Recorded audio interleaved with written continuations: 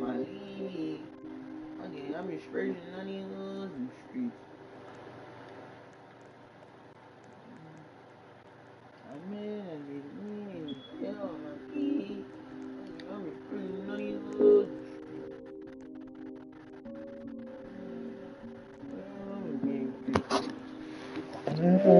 I'm the good G.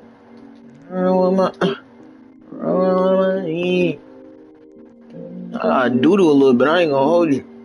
I ain't gonna do it right.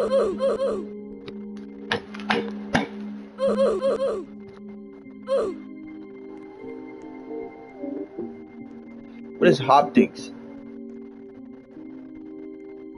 I don't know.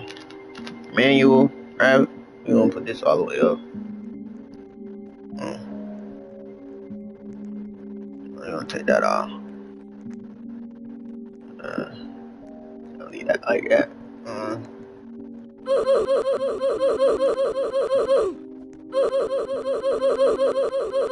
I don't know if y'all can hear that, but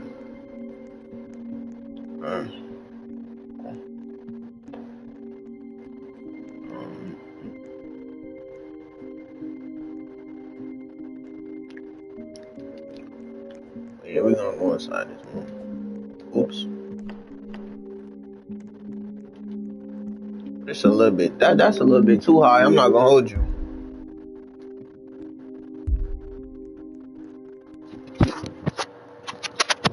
So how I get the game? Well,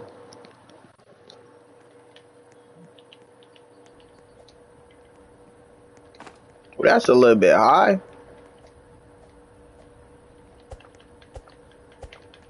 Sensitivity a little bit high, bro.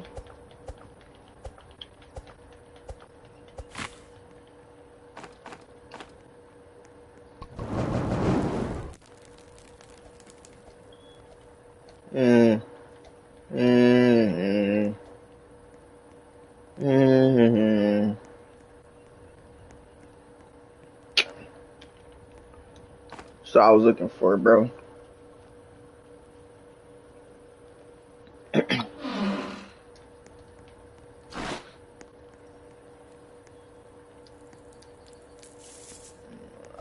don't even be buying. I noticed I don't even buy the decorations, bro. But I peep. I don't even be buying all that, bro. Decorations and all that.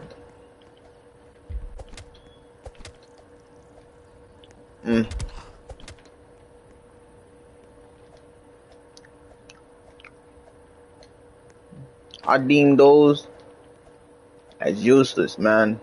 All those decorations and all that. Yeah, whatever. Campfire's almost out.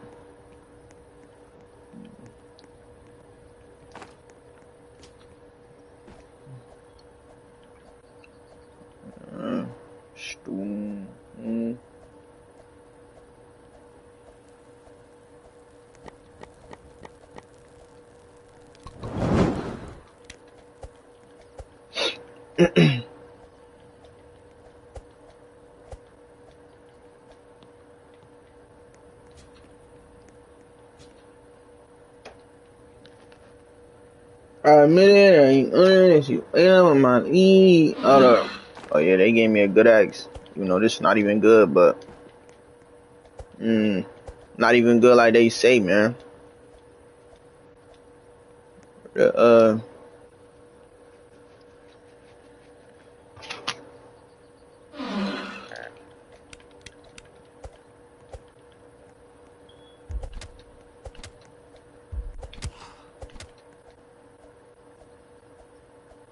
And so they just not gonna give me it, ain't they?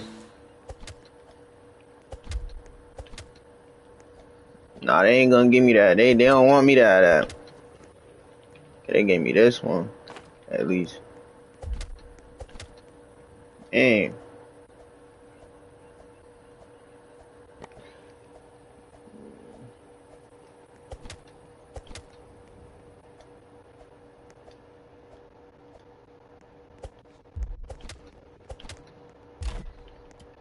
Oh, this is a new structure.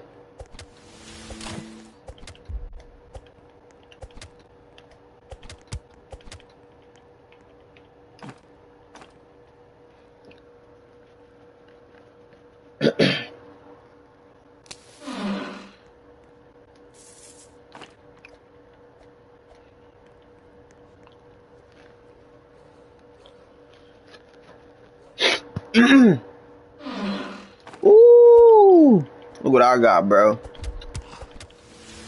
Yeah. Alright, fuck it, we gonna take this. We gonna take it back home. We gonna take it back to the crib. And like, one piece of meat. Maybe I don't need to take that back to the crib. Maybe I need to bring this meat back. What he doing? What the? What?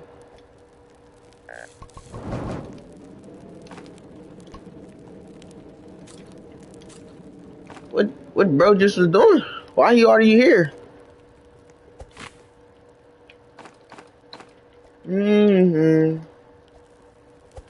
I don't know. I don't know why he just was here, but that boy was.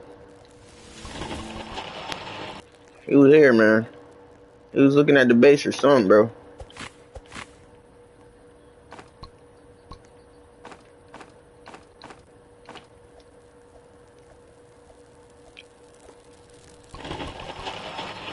Okay. Oh.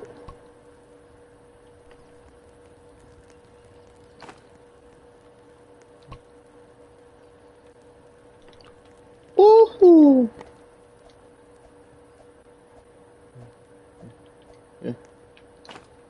Mm, mm, mm,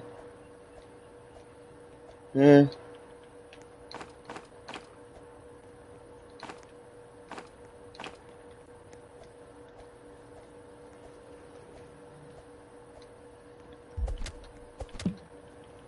Gonna get all this food real quick.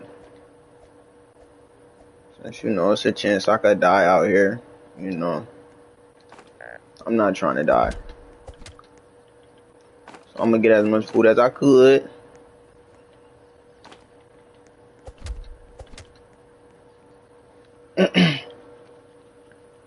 Get as much food as I could, bro.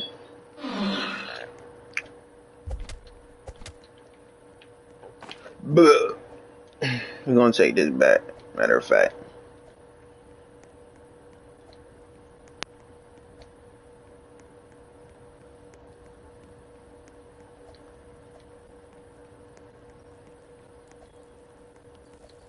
How did this happen, bro? Like, what type of glitch is that? Oops.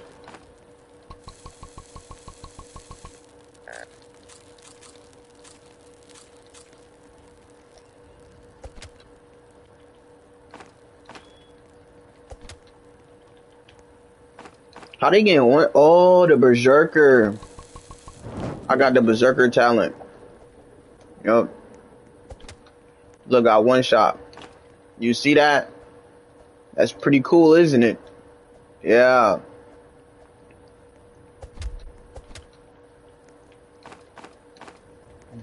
That was pretty cool, bro. Now all y'all gonna have to come to me. All y'all, come to me real quick. You see that? You see how easy that was, man? No, it's never hard. It's never hard to. Should I get the little boy? I'm gonna get the little boy.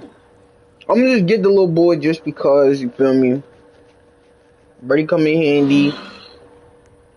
What? Birdie could come in handy, you know. But the more kids, the more it rains.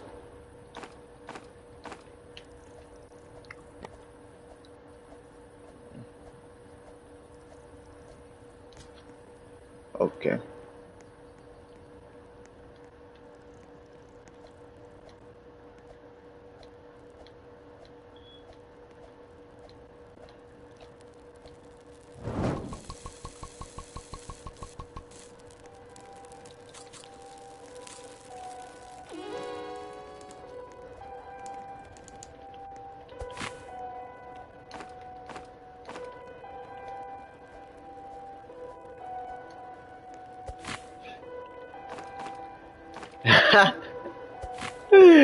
Yo, what the fuck, bro?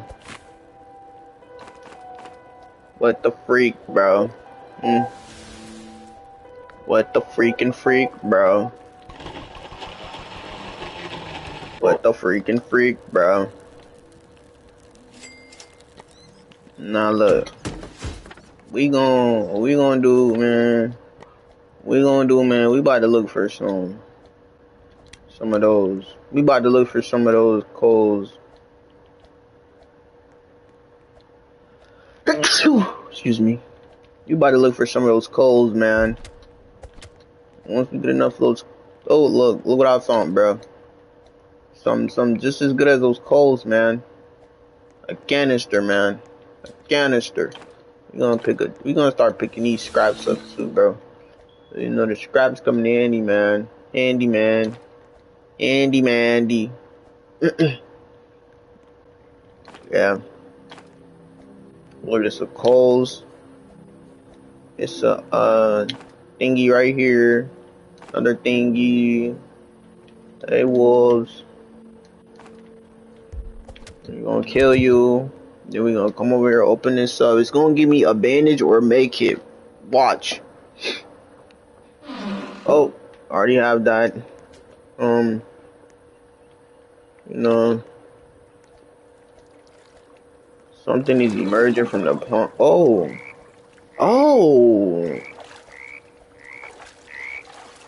I never got this like type of like earth. Like I never got this type with the frogs.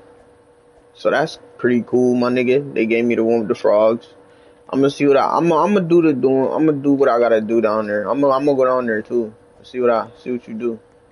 Cause I heard that it give you good stuff like thorn body armor or something. Not thorn, but it definitely give you something, bro, that helps. Like a spear or some shit. I'm not mistaken, right? But these niggas weak as hell. These niggas weak. But yeah, we're gonna do that. I'm gonna do that. See how fun it is, man. Something else to do, man. You know, I never get the frog one. How that nigga hit me from that far?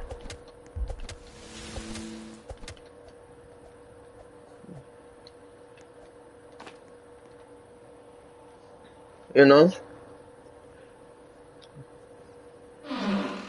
Yeah, that. We found everything that we might need, so.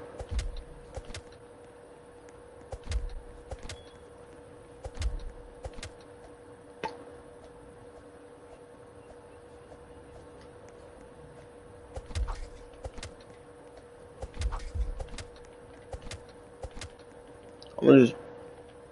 Can I pick that up? No? Okay.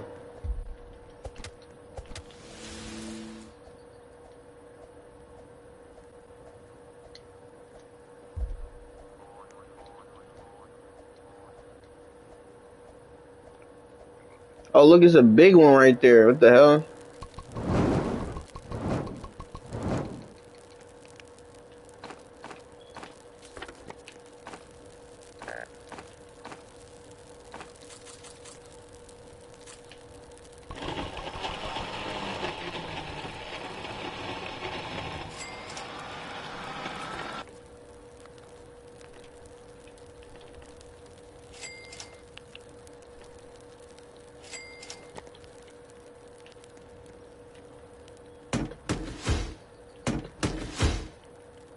What the fuck?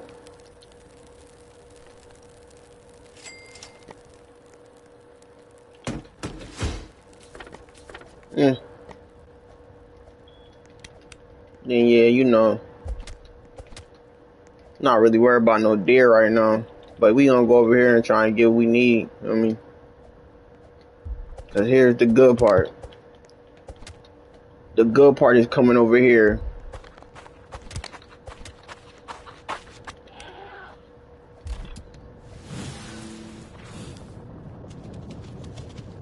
What the hell? This is the good part of playing the game. You know, Inferno Sack, Inferno Sword, you know.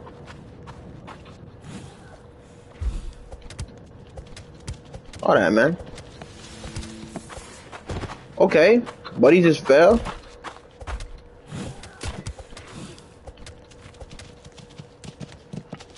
My hair on my chest is making me itch, man. But hopefully they give me like an Inferno Sack, bro. Try and get one of those, man. Let's go. Go. Go. Let's go. Yeah, bro. Oh, buddy. Gotta chill out. Yeah, bro.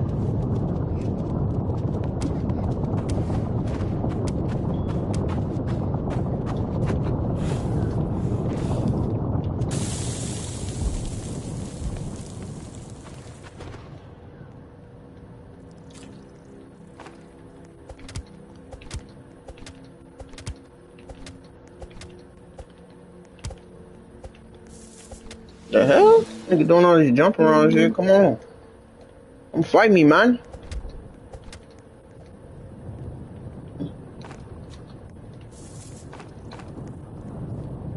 Something is approaching your camp tonight. I'm already knowing. That's the volcano right there.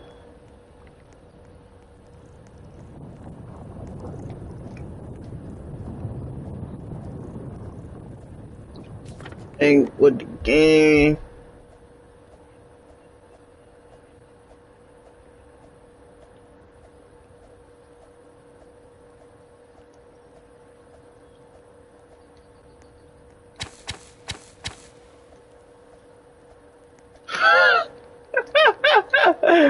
Oh man. Okay.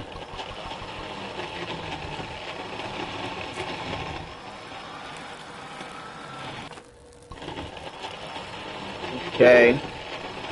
Now we gonna do. Gonna build. I did not mean to, yo, nigga. I did not mean to do that, bro. I did not mean to buy this, bro. We might as well buy it. It's like, damn, I ain't even mean to buy that shit, bro. But I mean, it's cool, bro. It's cool. It's cool. It's smooth. It's smooth. It's smooth. What the hell? Hey man, stop fucking grabbing me, bro. Stop doing that shit, bro. Stop doing that shit, bro. But yeah. I'm gonna just get this shit. Yeah, get this shit. And that's it.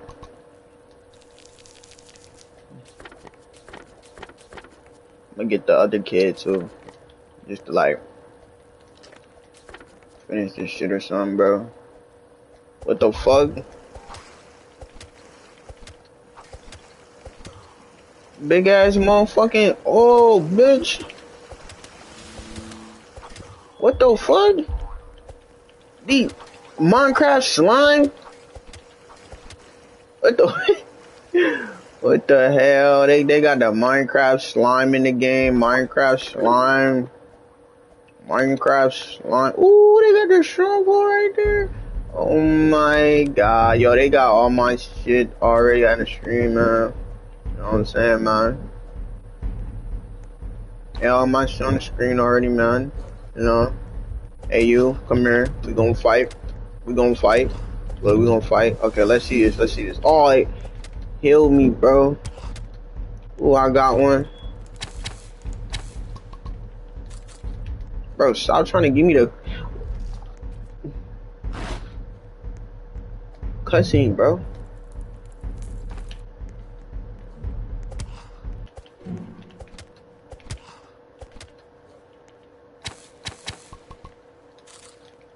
It's crazy how I got no bandages, no nothing. Wow. That's crazy. Nigga said that and instantly got a bandage.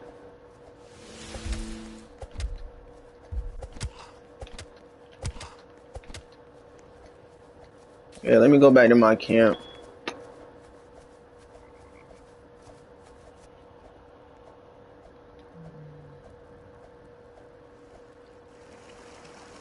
I'll bring this back to the base.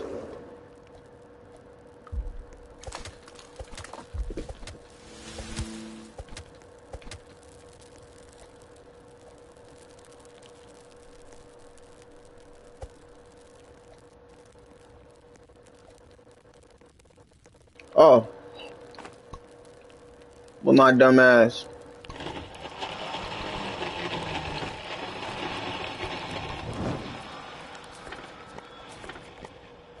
Um, mm,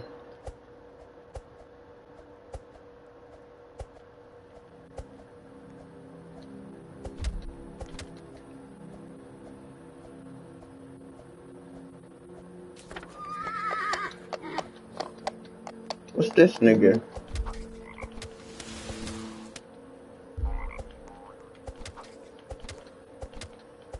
This shit I kinda fuck with the frogs. I'm not gonna hold you. Like, the frogs they not too crazy, and they not too much of a threat, bro. Cause you know how most shits be coming out, they be threats and shit. You know, this shit not no threat, man. I fuck with it. I fuck with the frogs, man.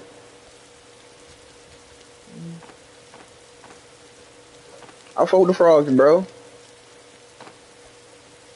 It's just, this shit's getting annoying. Like,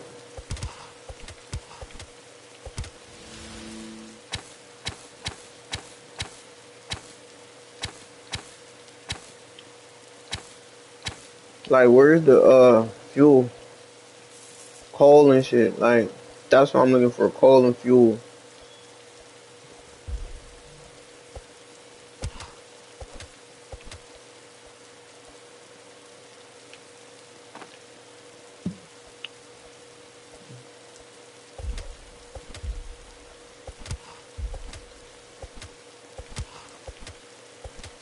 The fuck? Nigga about to kill me. You not fucking with that. I ain't fucking with dying on this bitch. Hey.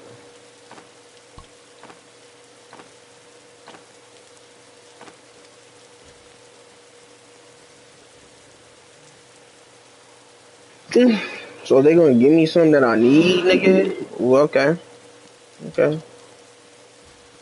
Okay, oh shit. Already just chilling. Okay, I might take this shit back home. I ain't gonna hold you.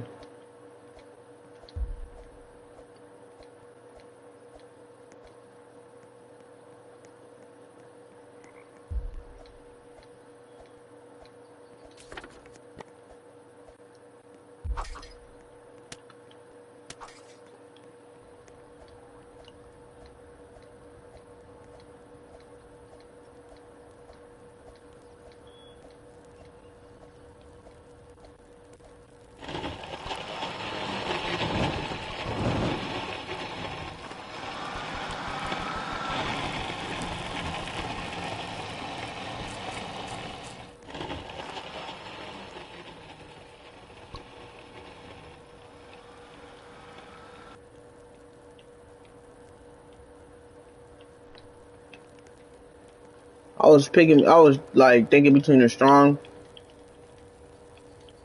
and the rifle, but I'm gonna just pick the rifle because you know that. What the fuck? Because you know that damage come in handy, man.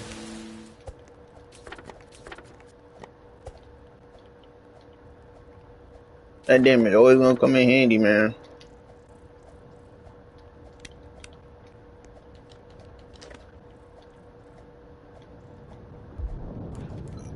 That nigga been woken, bro. Like, I been came across that nigga.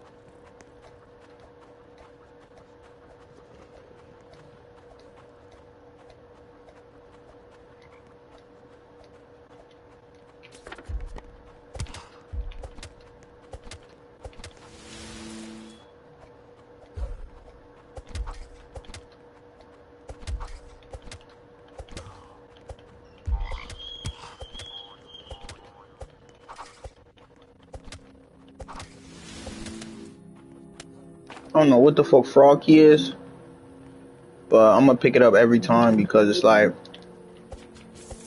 it look like it's good. Frog key. I'm gonna pick up the frog keys every time.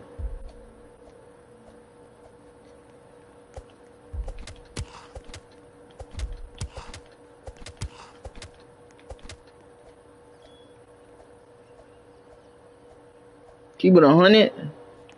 Wow. I'm gonna keep it 100. I'm running around looking for fuel. That's what I do. First start, you run around, you look for fuel, man. Damn! All these goddamn bandages, bro.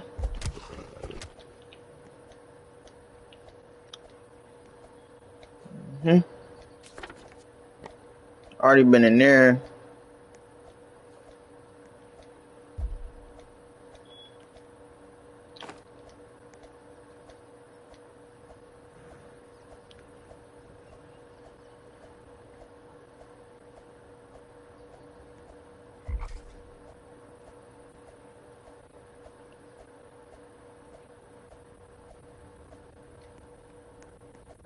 Got a piece of coal right there.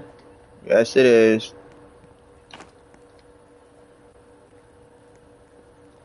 Now look at. I'm saying you gotta do now.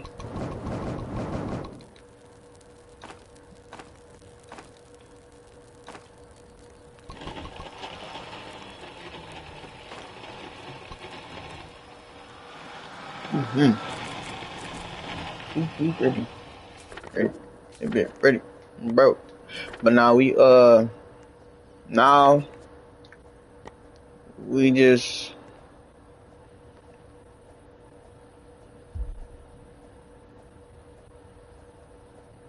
nothing.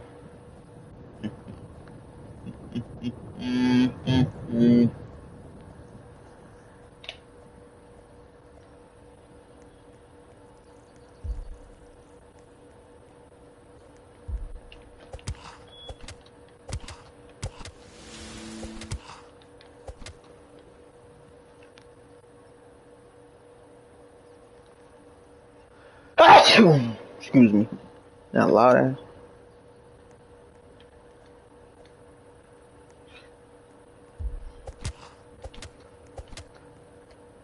Nigga, I got a loud ass leaf blower sneeze. But I just peeked. Hey, bitch, I'm about to die.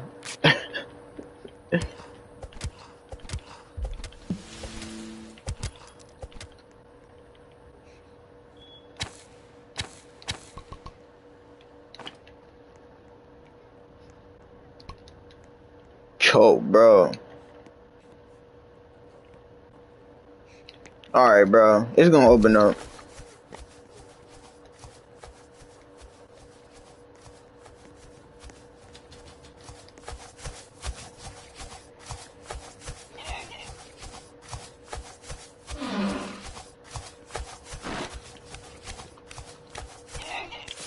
The fuck?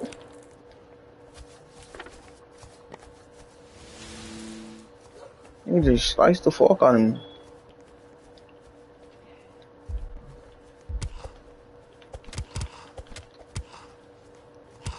Bro. Well, I died.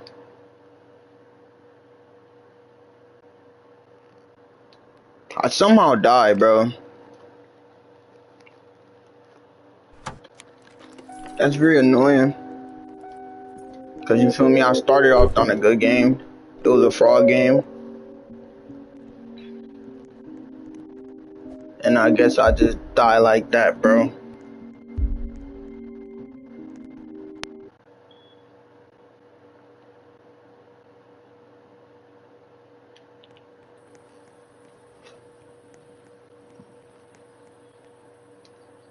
You see, I'm not playing on that owl.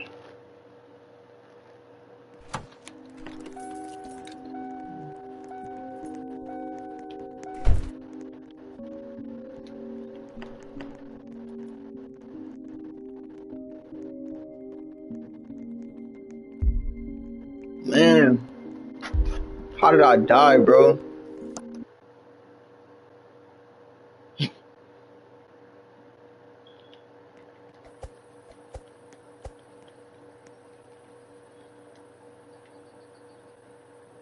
I wasn't paying attention.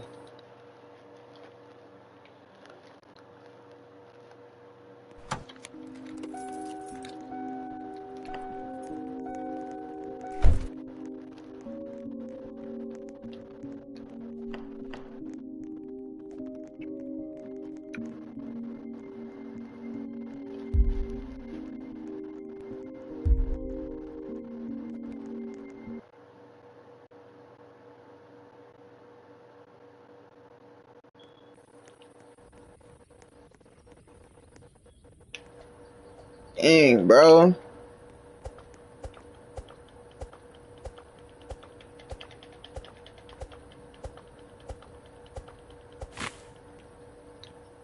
Okay, maybe this game I'm gonna have a better round.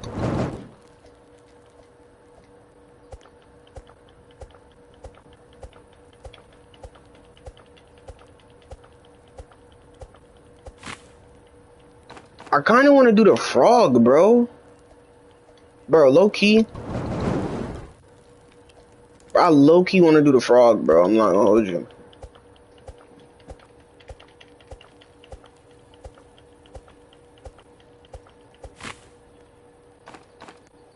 I low key want to do the frog, my nigga.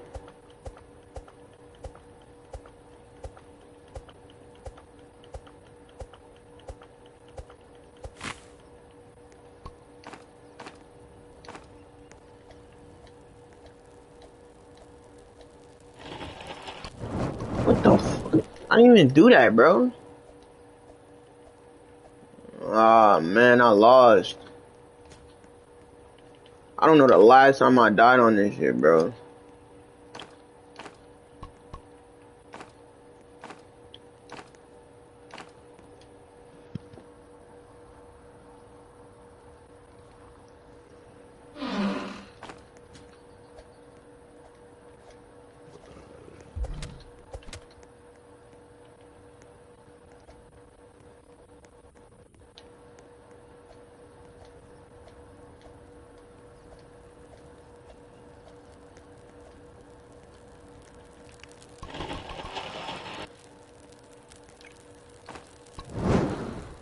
Um,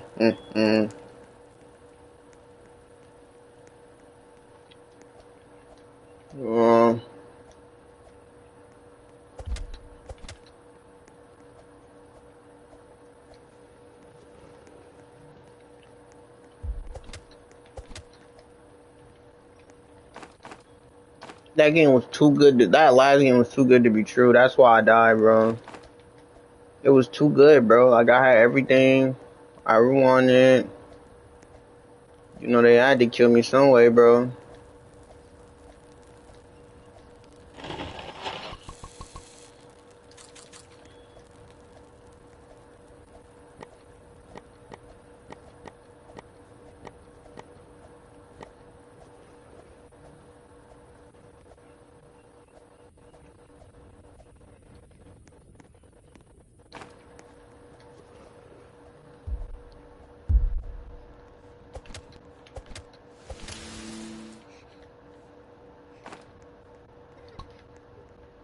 Bro, how does that keep happening, bro?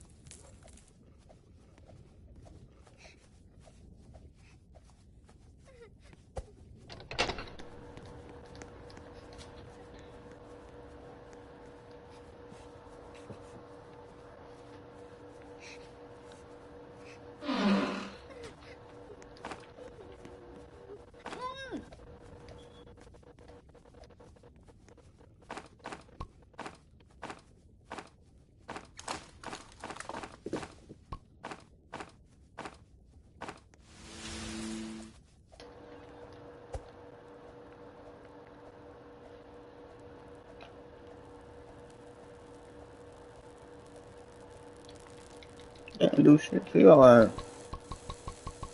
Look at this dumbass kid. This dumbass bitch ass kid on, bro. I'm playing. I'm playing with the kid, bro. I ain't gonna lie.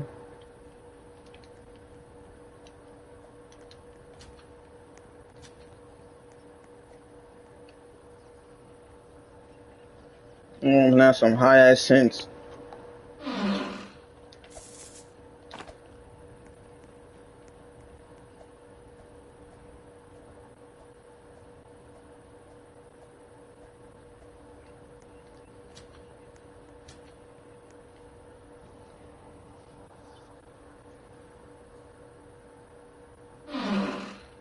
Then they gave me a revolver.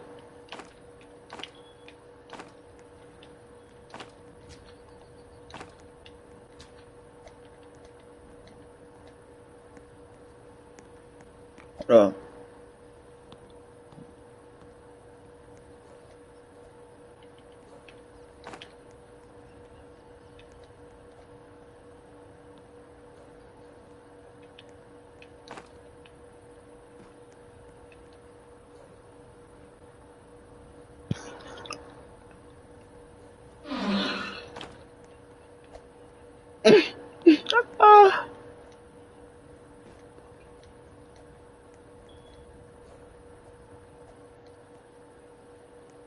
Ain't nothing.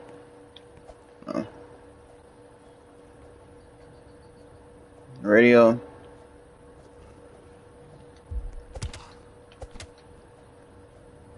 Radio.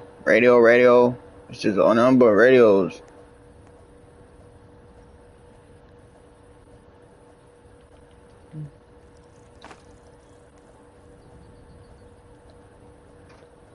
But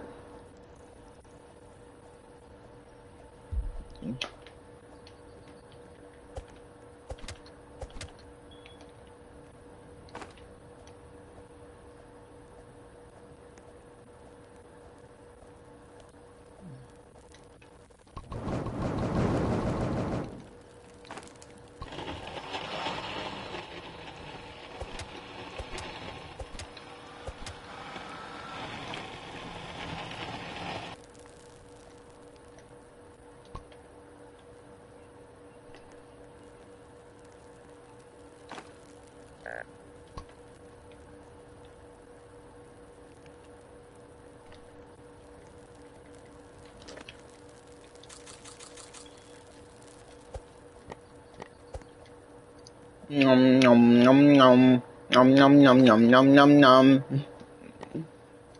nom nom nom nom nom nom nom. Yo, what? I knew it when I seen it somehow. Somehow I seen that shit. I seen that shit, man. Look at this one right there too. Then look at the one right here too.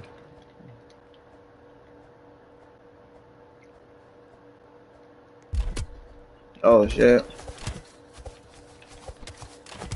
On that third night it's crazy. On the third night it's crazy. You dick eating, man. Too old, man. I don't even know why he came this late early, man. He came about early as fuck.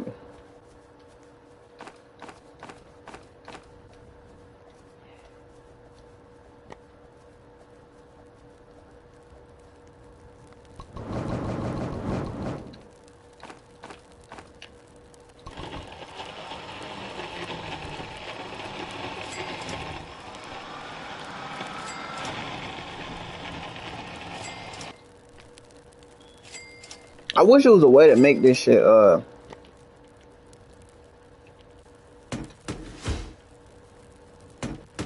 a bit more faster, you know.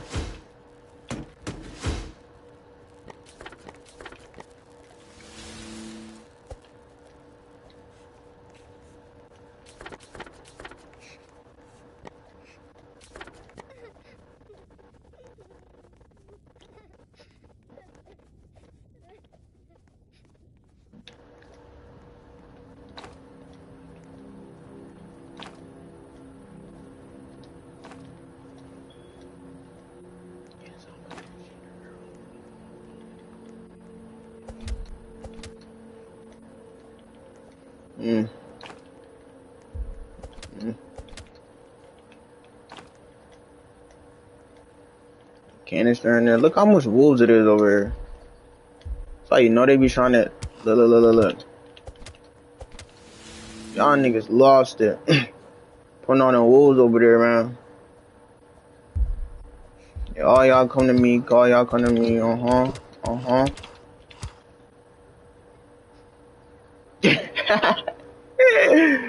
Yo, I don't even like.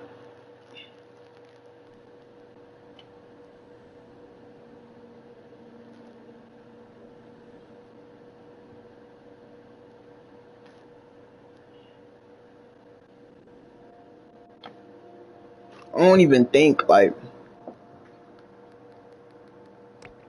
I don't even think, bro. I don't even think, bro. I just get on and do what I want, bro. Like, real shit, man. This game ain't shit to me, man. Come on. Yo. Oh.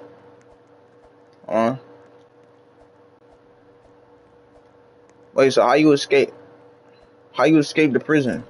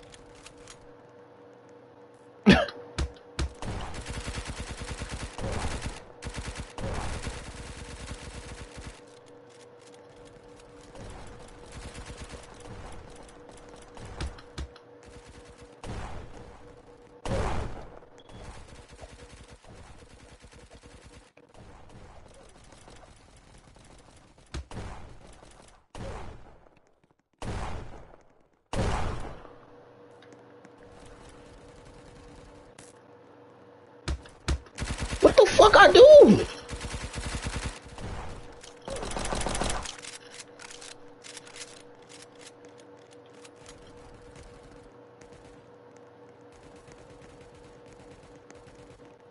What the fuck? What I just do, bro?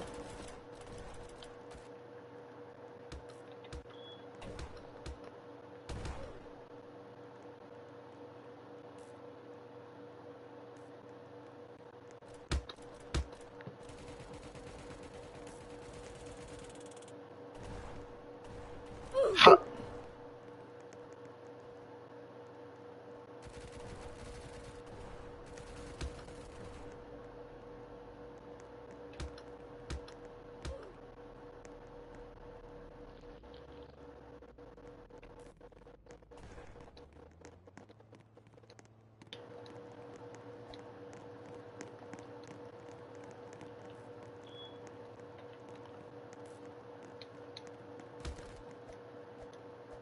Nigga, quick to arrest a nigga.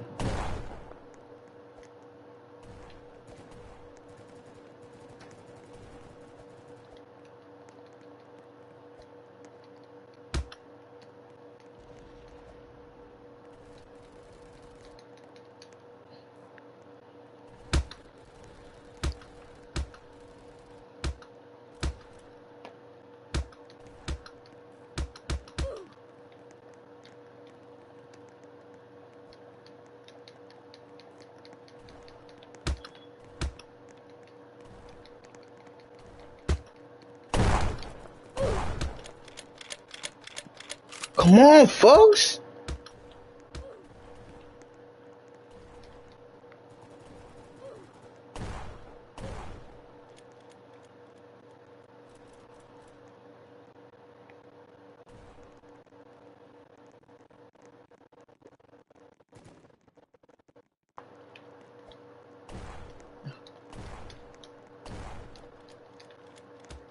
Hey, somebody said something to stream.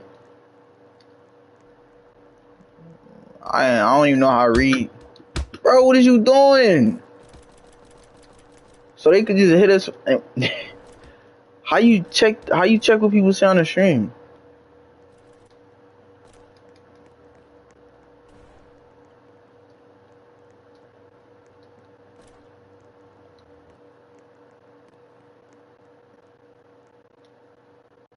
Oh yeah, they done glitched. They done glitched it. Man, I don't even want to play this, bro. What's up, bro? Why you don't like me, bro? You want to open this door? Come on, chill. Why you want to open this door? You want to open that? Alright, you scared. See, man. Hold on, let me read what this girl's saying to me. What's this on my phone?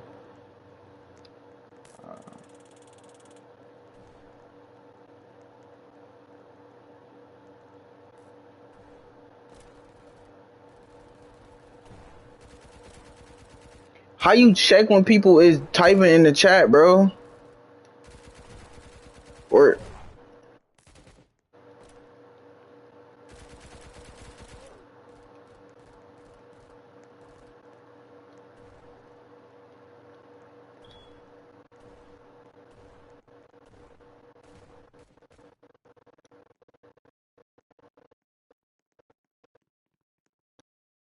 yeah, it ain't no way to do that, bro. I don't even know what bro said. I seen it pop up for like 1 second. Nah, it's gone. Come on, bro. I'm chilling. Yeah, kill him. Kill all of them. Yeah. Yeah, kill him, bro. Yeah. Y'all gotta help me get out too, man. Bro, what I do? What did I do, gang? How y'all gonna kill? How they gonna kill me, bro? Yeah, kill him. Drop me some. Dog. Kill him right here. Kill him. Give me that gun. I'm with y'all now.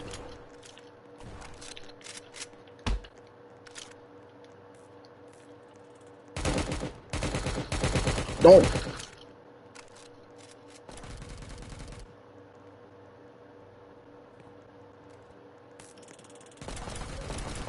Why I'm getting shot? Yo, bro. Y'all tripping, bro. I ain't gonna hold y'all tripping, bro. Let me out. Yeah, go on. Let's go, bro. Oh, yeah, I'm out. Yeah, I'm out. Brady just let me out on road. Yeah. Bye. Nigga. Bye. Bye. Alright, bro. Yeah, we running back over there. I'm going back over there. I ain't gonna lie, I'm going back over there. I can get this? Oh, you need to pay for that. I'm going back over there, bro. Come on. I've been, bro. Hey, we going back, bro. We about to gun just like them. We going back over there, bro.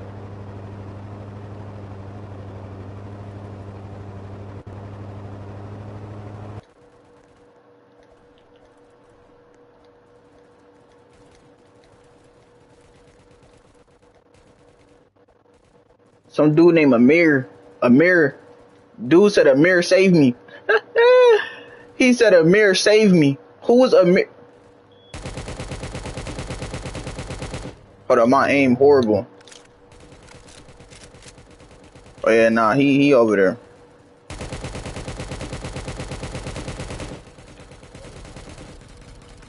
Oh yeah.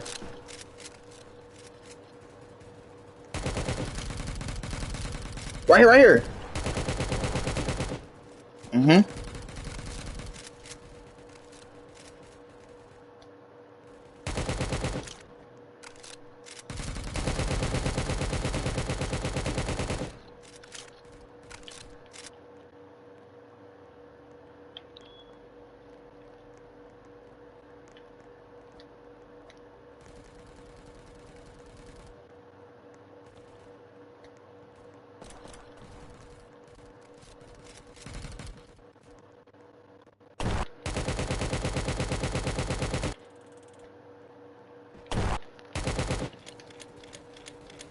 Oh, that nigga scary.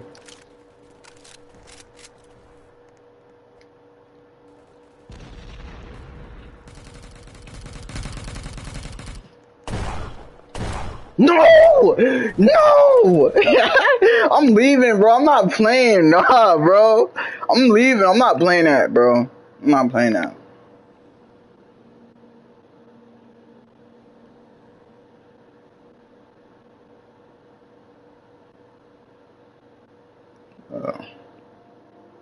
I'm leaving, bro. I'm not playing that, bro. Man.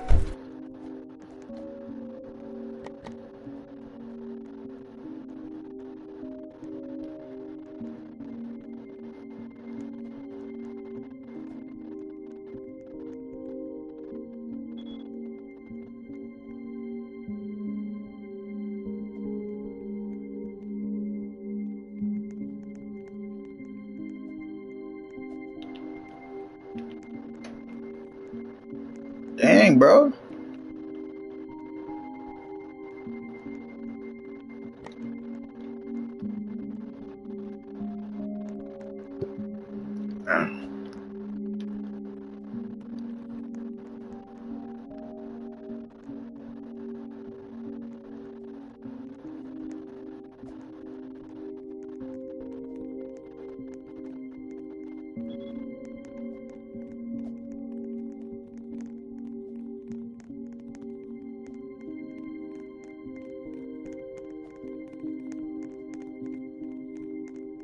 Stop pushing me, bro. Trying to get me to play with you. Y'all, bro, you're being... y'all being gay, bro. Stop pushing me, bro.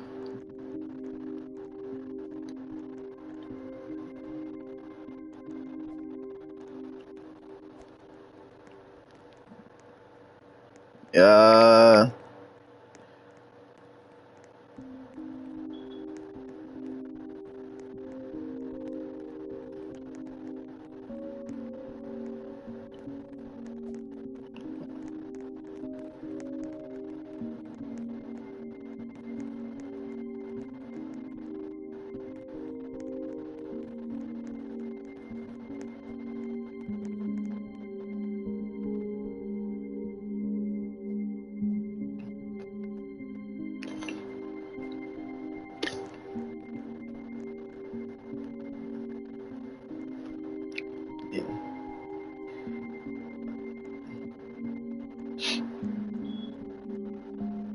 Bruh, why they always trying to play with me. When I get on this game, they always trying to play with me.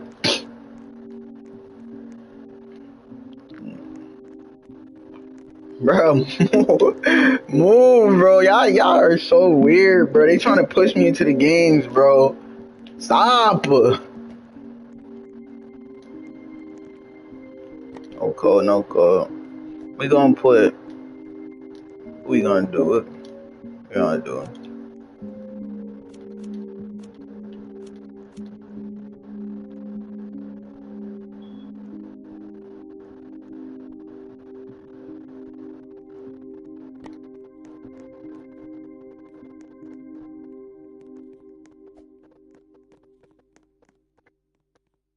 Eat ribs and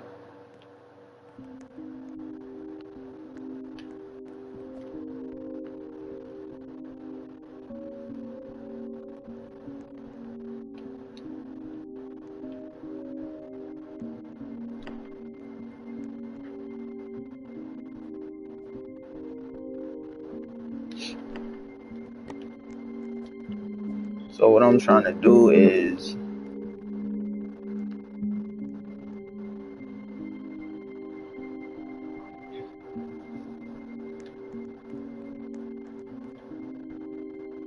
oh wait, I know what I gotta do to cook the fire.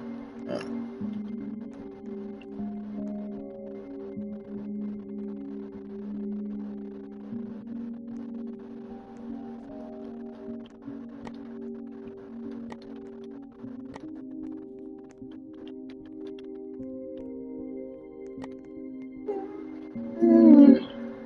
Come on, on, bro. Stop popping that up, bro.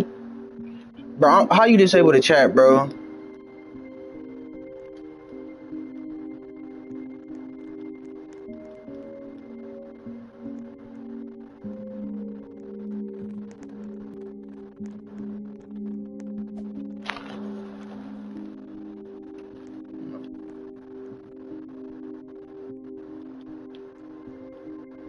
Bro, how do you disable the chat? Bro.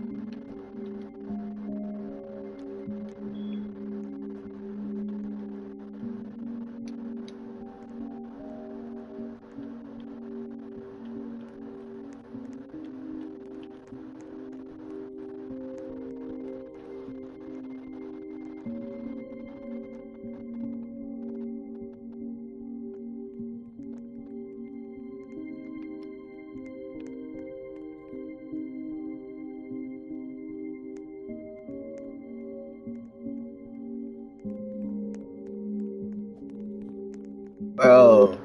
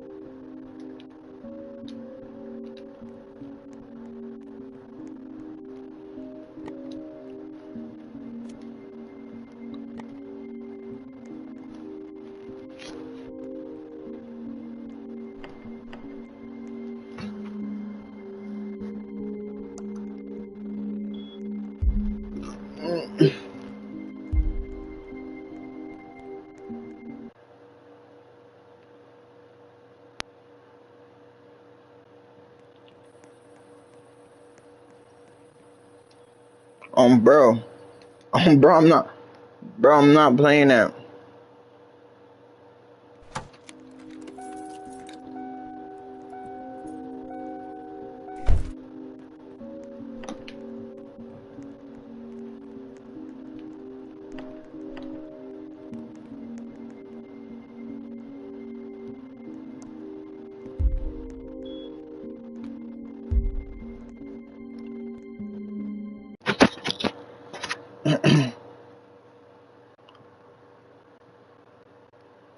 Whoa, whoa, whoa, whoa, whoa, whoa. I don't have my cape.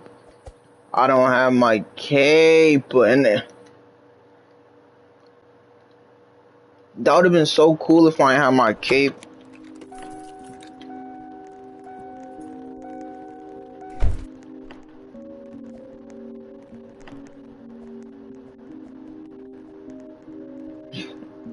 Y'all not playing with me, dog.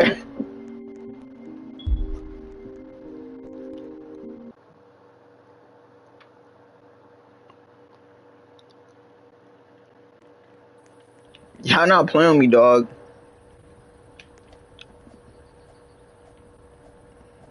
Off the simple fact of I don't like playing with people on this. Off that simple fact, I don't like playing 99 nights with other people. Other people best the game up, bro. Other people make the game not fun anymore. Cause how they play. I know everybody be kids and you know everybody not don't play the game the same. But I don't care, man. It's very trash playing with like people who don't really know the game. Like, it's not fun, bro. Well, at least to me, it's not fun to me. And it's just with people who don't know how to play the game. What the fuck?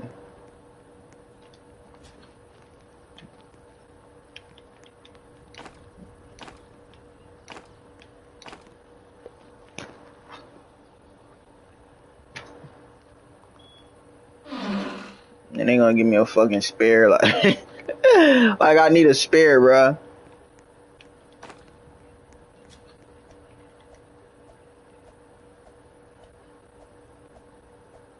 Oh, they got me.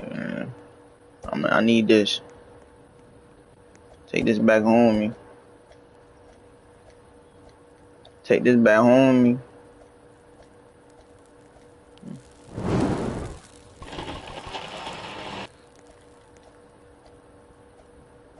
Is that one right there? No.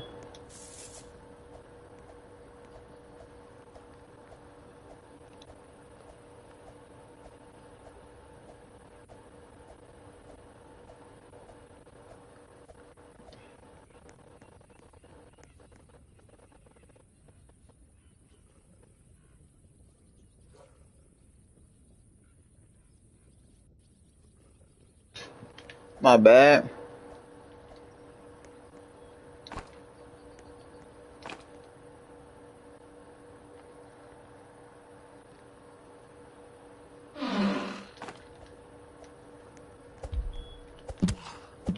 Show bitch head down. Show her down, boy.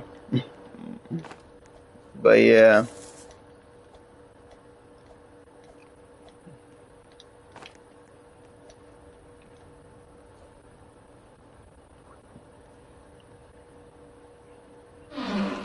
Stop. Why they keep giving me that, like that's something, like that's something I want.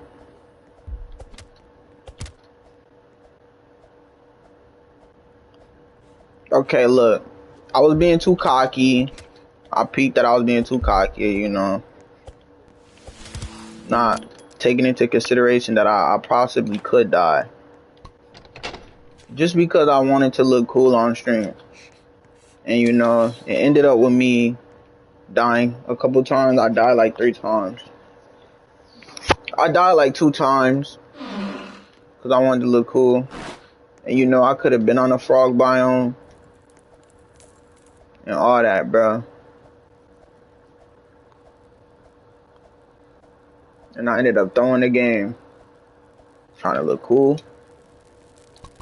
You know, that's my apologies, man. You know, I never was a cool guy. So, why am I trying to look cool on stream, man? You know? It's like, boy, you doing too much. It's like, boy, you ass. Boy, you know? It's like, damn. I'm that stupid, bro. I don't need to be made fun of anymore, bro. I understand I'm stupid for what I did. But I had to do what I had to do, man. Fuck is going on, bro? That's what's going on. I'm hungry. My character is hungry.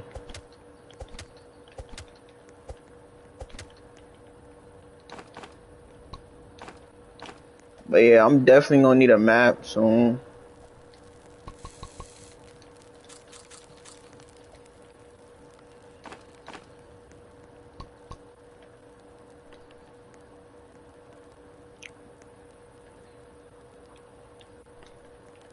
Take the revolver over the fucking, or that axe every day. I'll take the revolver over that good axe any day, nigga.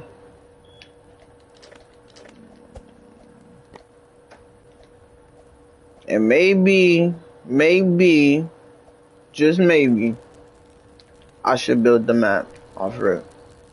Cause you know I never build the map off rip. I just do what I do. You know, maybe I shouldn't play the game like that. Maybe I shouldn't just do what it do. nigga, and just run around the map looking and searching all day. When I could be, you know, looking on the map. You know?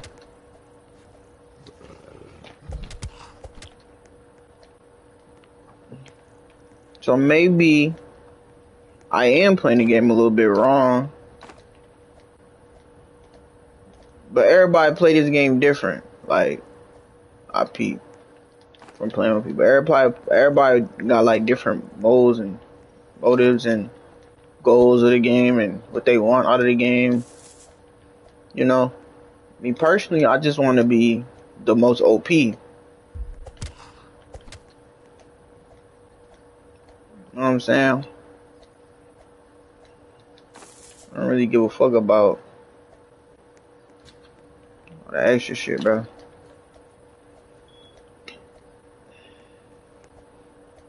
Oh, man. But yeah.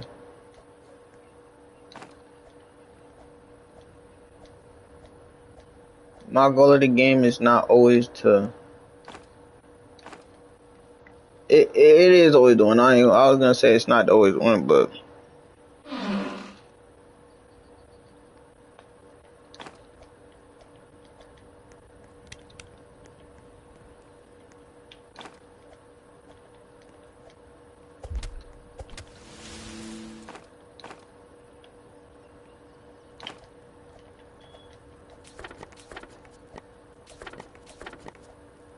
That ugly ass kid.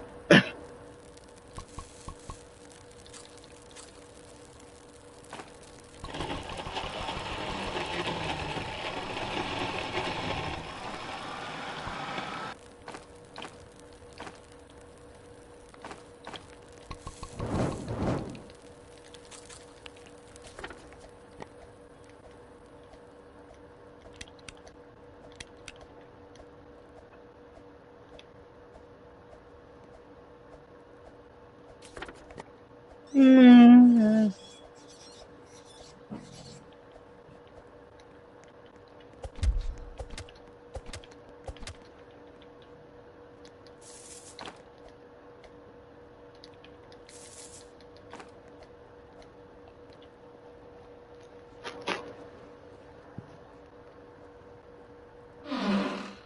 Oh, oh! They gave me the hell. They gave me a revolver. I said a revolver. A revolver. My dumb ass.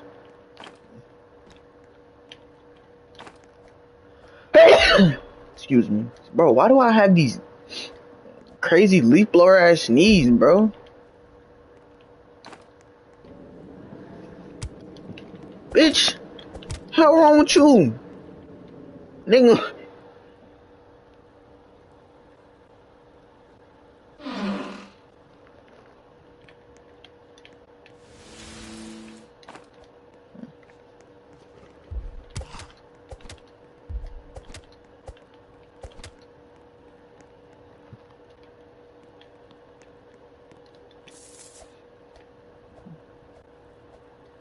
Mm-hmm. Mm-hmm. Mm-hmm.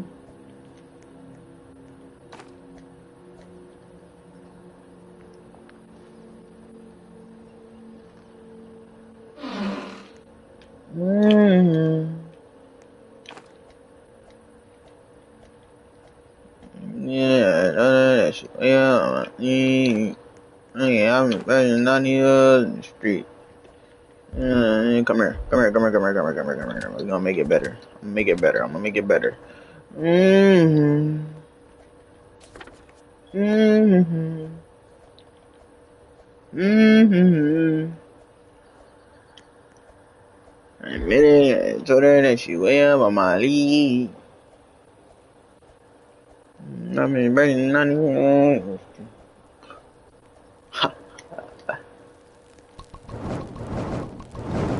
Mm-hmm. What the hell is that? Okay.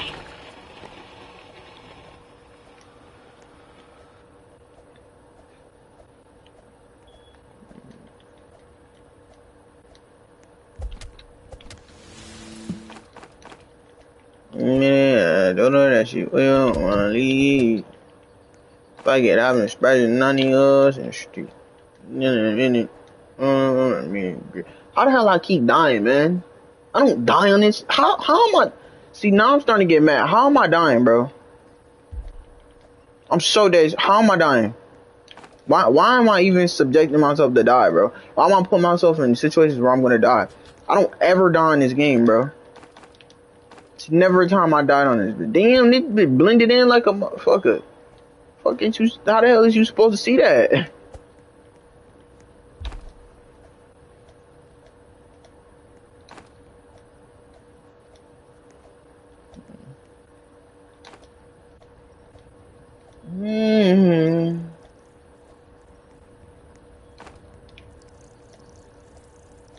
I admit it, I told her that she well on my lead. I've been spreading none of yours in the street. Me and Greek. My mind kinda around, I'm looking at that. See, around my head. I'm talking about. Oh yeah, we going back home. It's at ASAP Rocky.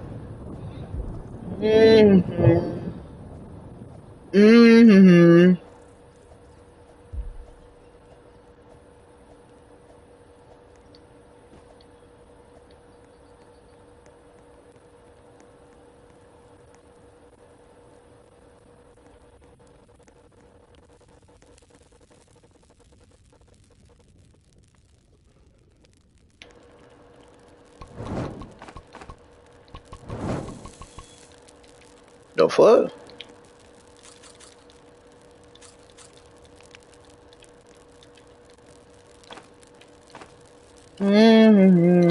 Bro, hold up, bro.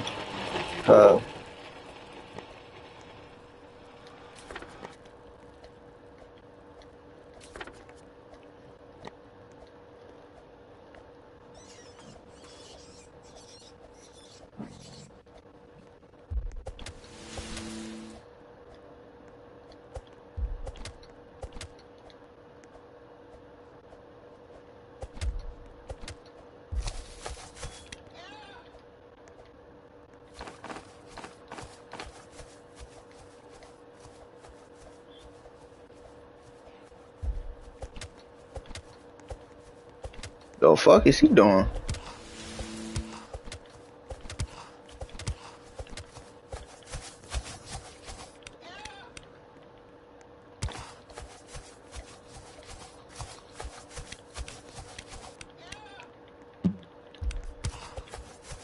Whoa, y'all niggas is tripping.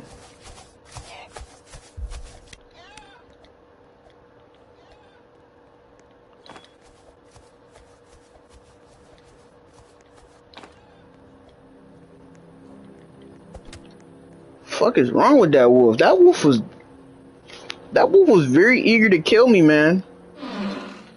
No, he wanted me dead, man. He almost had me dead for a second, man. So, you know, big brains beats wolf, nigga. Smart nigga beats wolf. Smart nigga beats wolf, nigga. You know? Nigga with scythe, spear, beats wolf, nigga.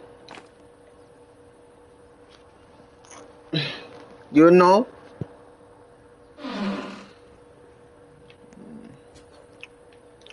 Little nigga beats bad nigga. You know? Bad nigga sometimes be good nigga. I don't know. But I'll be a good little nigga for I'll be a good nigga for master. I'm not gonna hold you. I'll be a good nigga. I'll be a good nigger. This nigga just, yo, he just jumped off the hay just to get to me and drop on top of me, bro. Oh, no. See, it was very tempting. I'm not gonna hold you. It was very tempting. I was going to pick it up, but nah, it ain't no reason to. Cause look, I go here and get it. I get something better from here. You dig? You dig? You dig? You dig? You feel me? You dig? You dig? I get something better over here. You dig?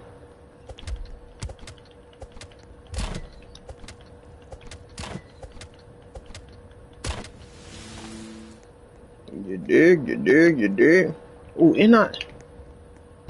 Sorry. Sorry, but the fuel matters more.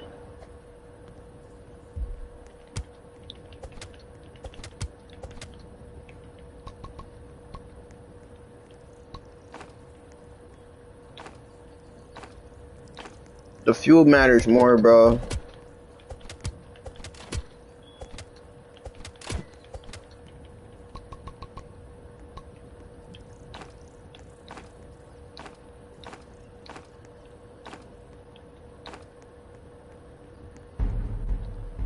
I'm being attacked tonight. Damn. And I got, alright, see, now I could get everything back. You see?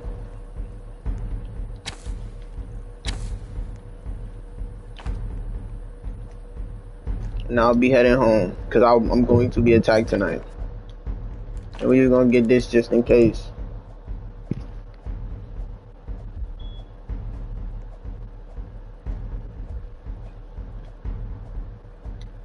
In fact, we're going to bring you with us.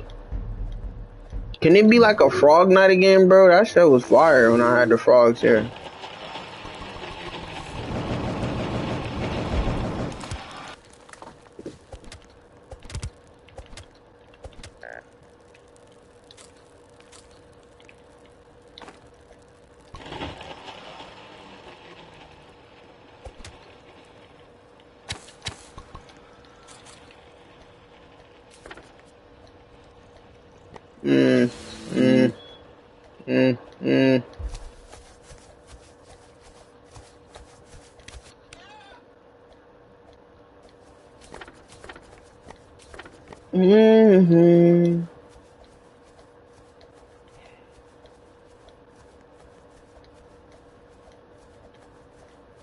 A minute, I thought that she on my league. Okay, I was bigger. I got this, right? I came here right up.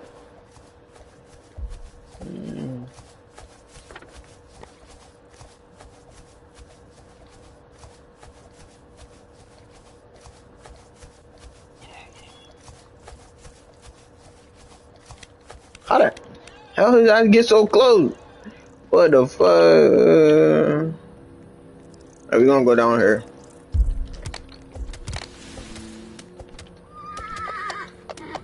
Damn, not one?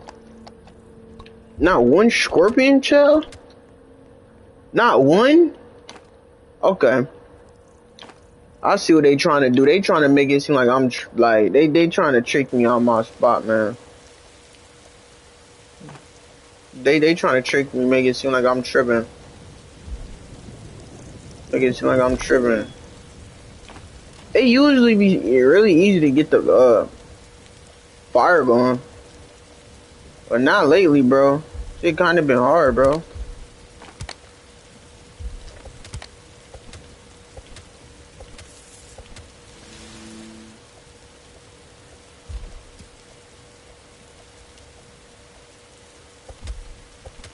That's crazy. I'm not getting any scorpions.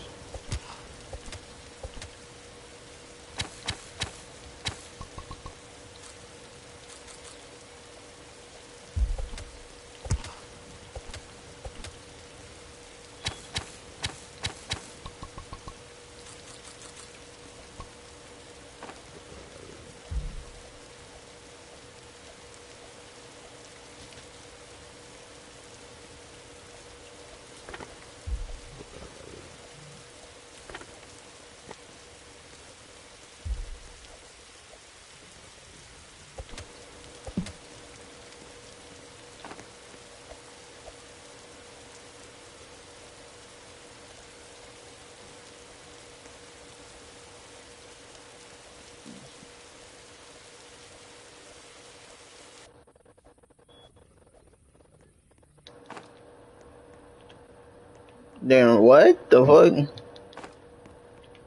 How does this work? Like, what? Okay. Well, we're done here, cause that just makes no sense.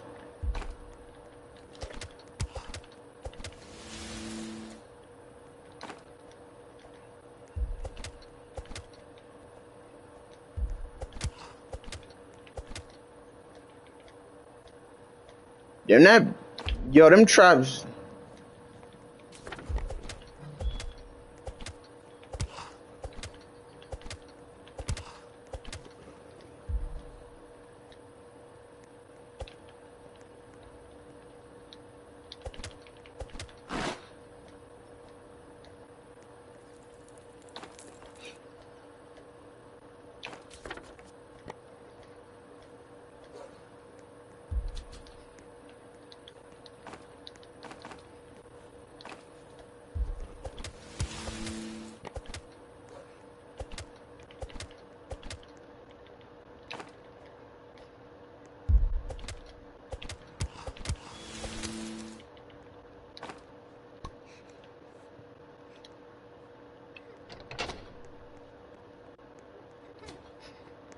Hey, buddy, come with me, nigga. We out of here.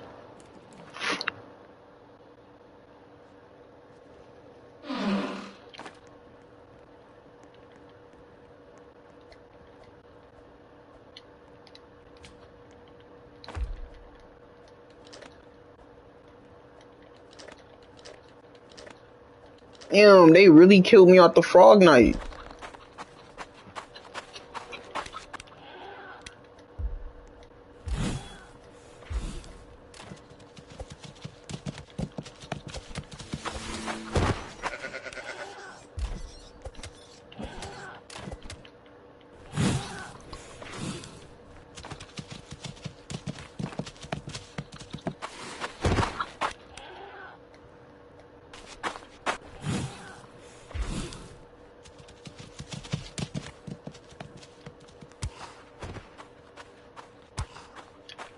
What are you doing?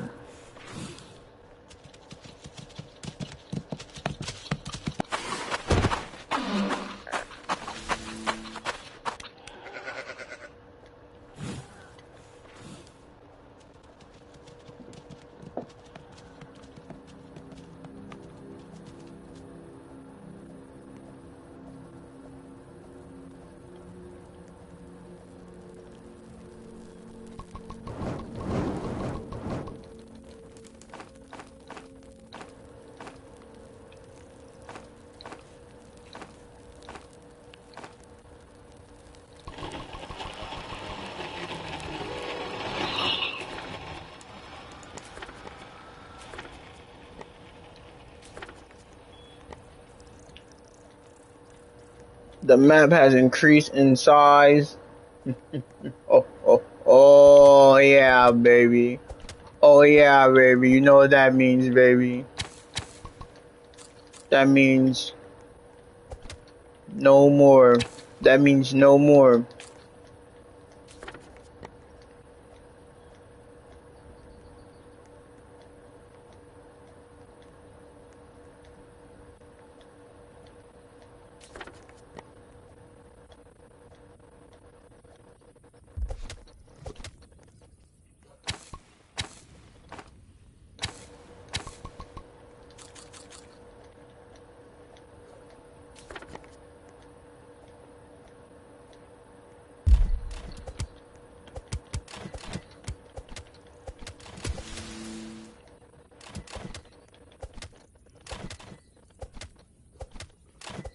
What a freaking minute.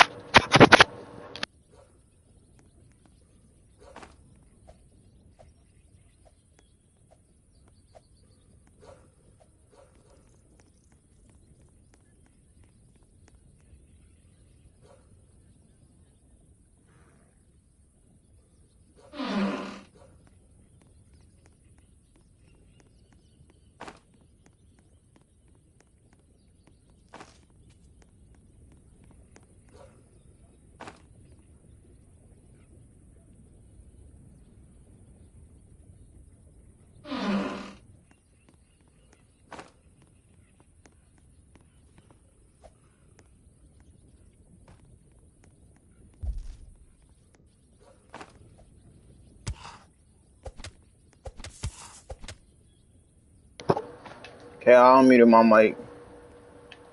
My bad. I heard something crazy going on in my house. And me personally, I didn't know what it was, so I had to mute my mic. It sounded a little bit crazy, man. Jesus Christ, that does like 10 million damage.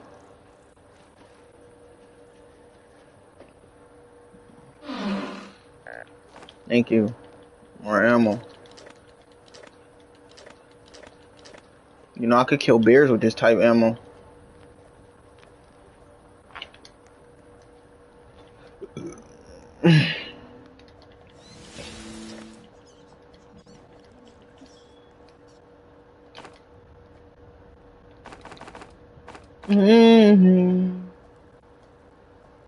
Bro, I still don't know how to look at messages in the stream. Oh, I could put it up on my phone. I'm so stupid.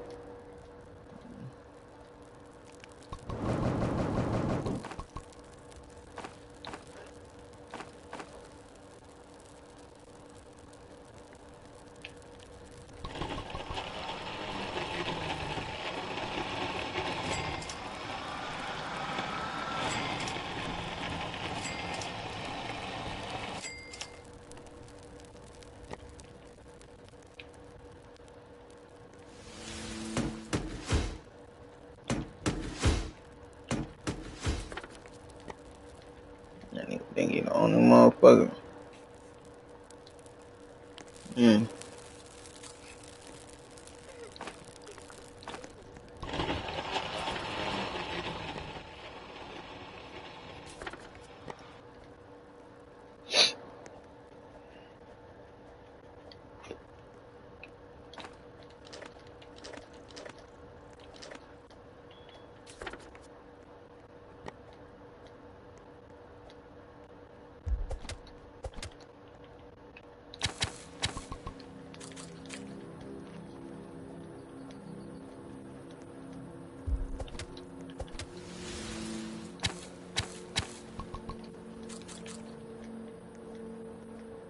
Okay, there we go. Now we getting better fuel.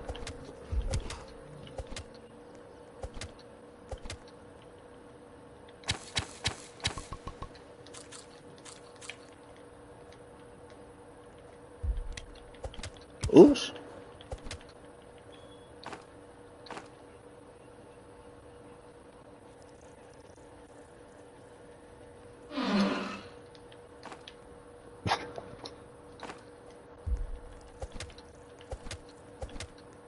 Yo.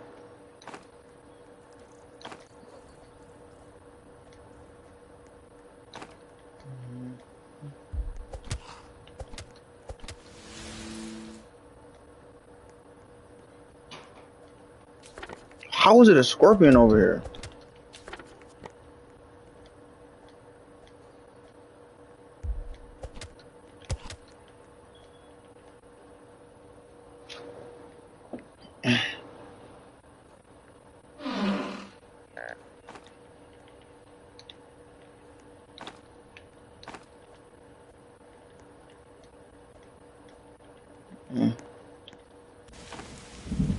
Dude. Yeah, this is not gonna cut it, man.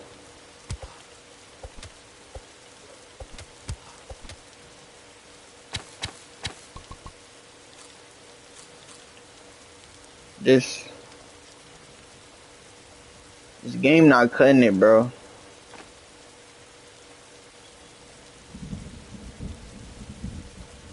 Oh, that's a bear?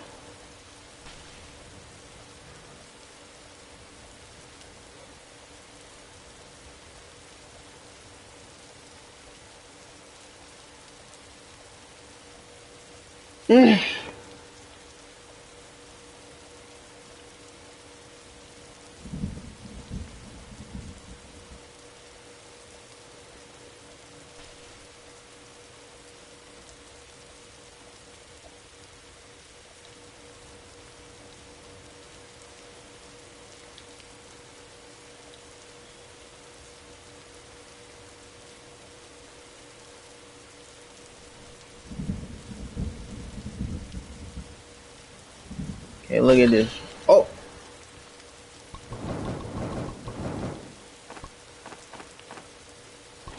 I forgot that the lightning could do that.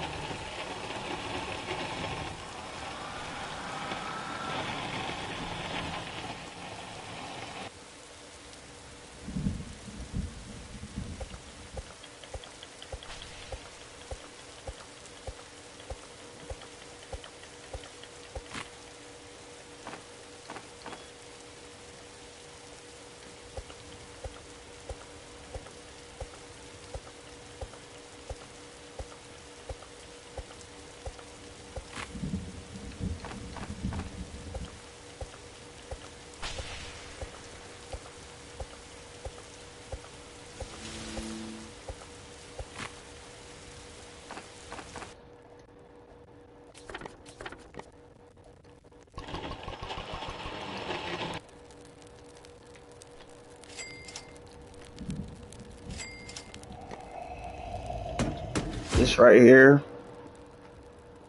this game,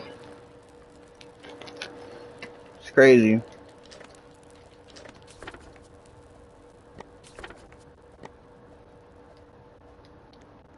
Playing games.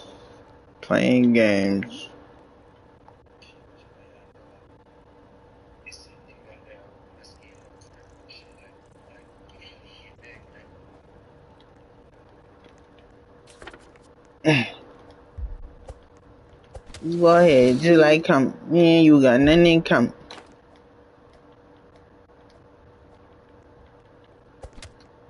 Go ahead, just like come. Me and you got nothing in common. Just got just like it right. Screw. You ain't heard that. Homicide.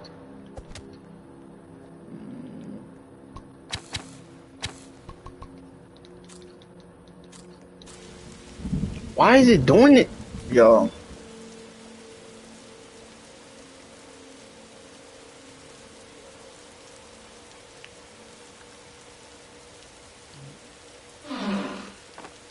Leave my head just like come. Me and you got nothing in common. You got just like it rock. Oh no.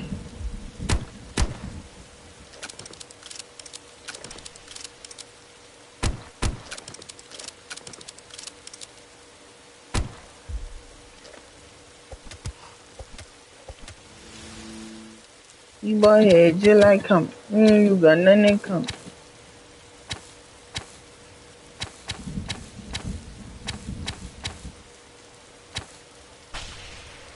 Of course that hits me, bro, nigga. Just a good game. Like this is such a good game, bro. I'm saying like this game is like top 10.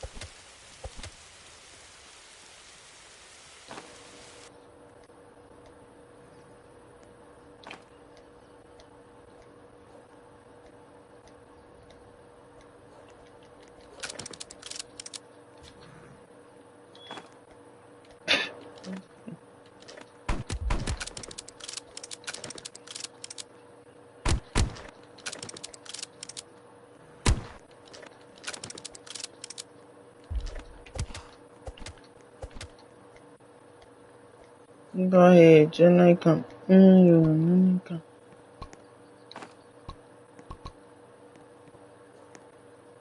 The fuck?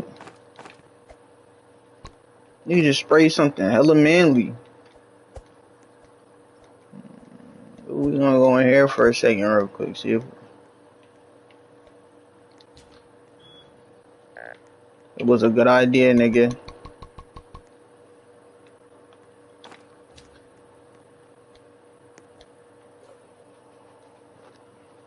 We're gonna go in here for a second, see what's in this mode joint. See what I'm saying? See what I'm saying? See what I'm saying?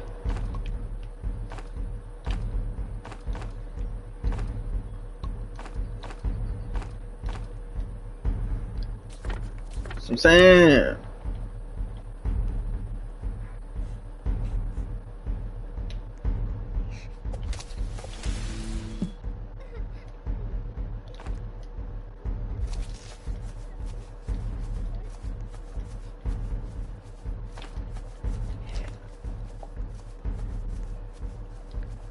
think I'm gonna be.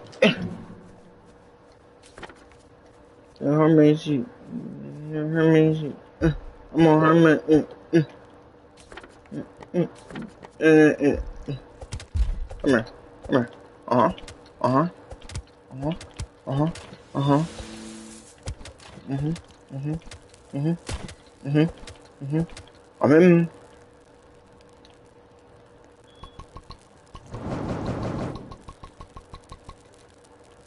I'm in. I'm in. Yeah, I'm the GOAT, man.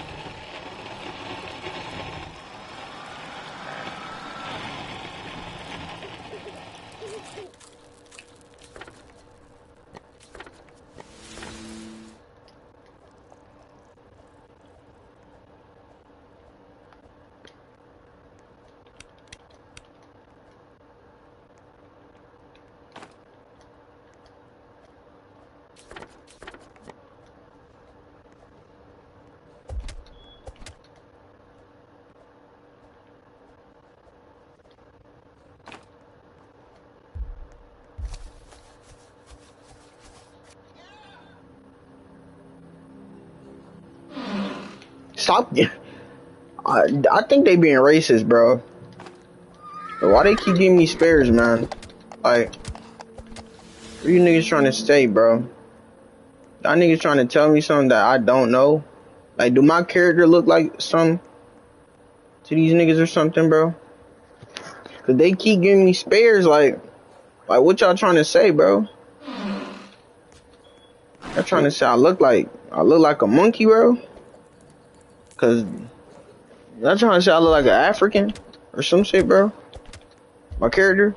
Cause then that's all they nigga give me is spares, bro. These type chests. When they could give me all types of, they give me med kits, give me chili peppers, the box of chili. They give me so much that I'll be like hoping for. Like I will hope that they give me the chilies, but they ain't give me no chili. So it's like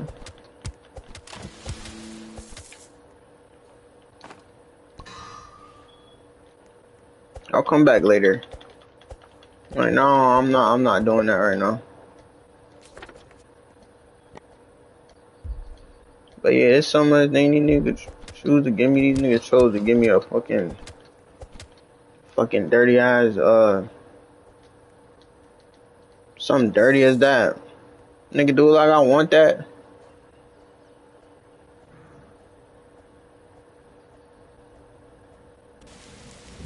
And then this he doing this like look.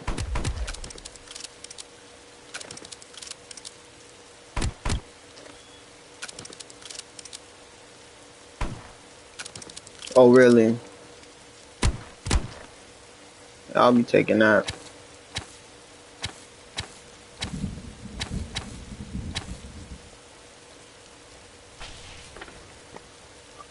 Did I just get struck by lightning?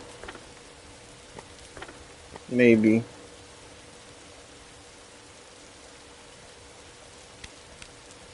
Got her maybe.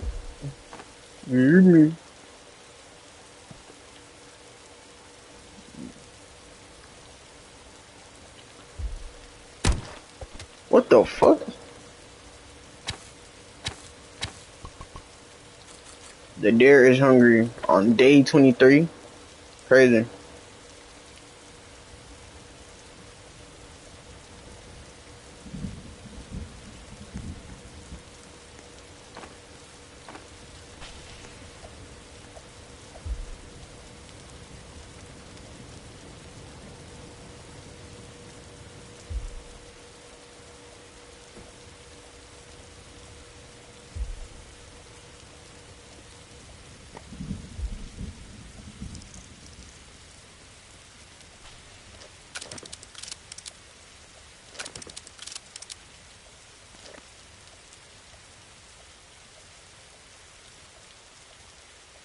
Yeah, I'm not trying.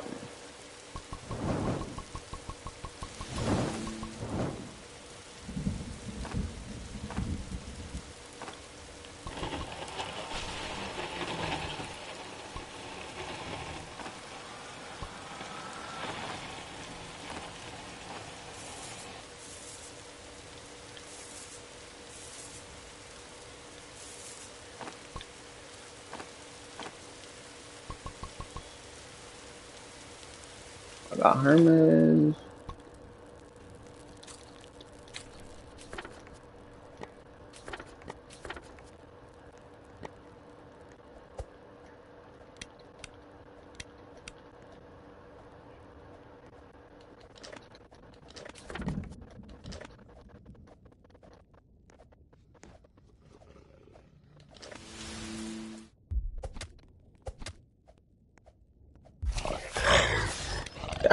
That's kind of crazy and cheap.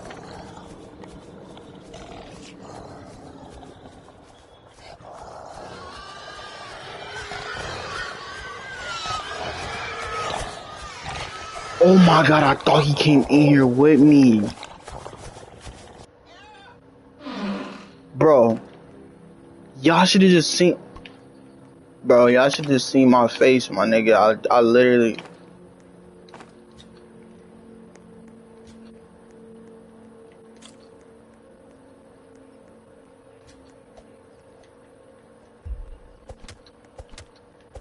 The fuck?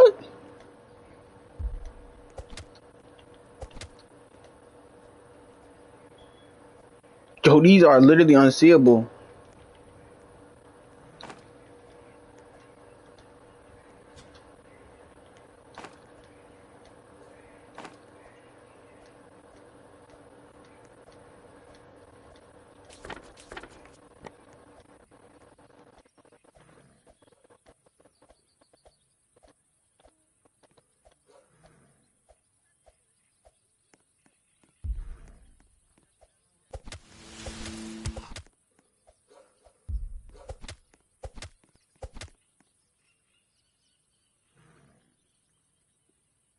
I got her, man. Oh, oh, oh, oh. Mm-mm-mm.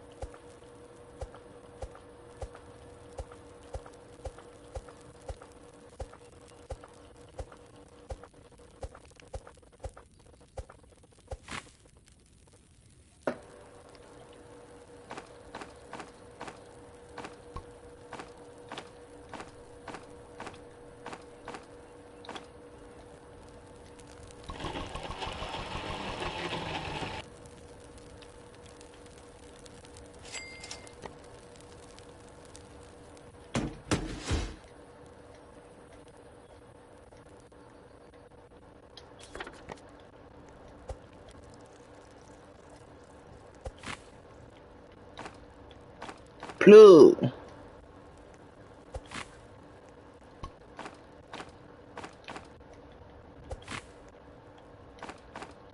Why I ain't getting no like?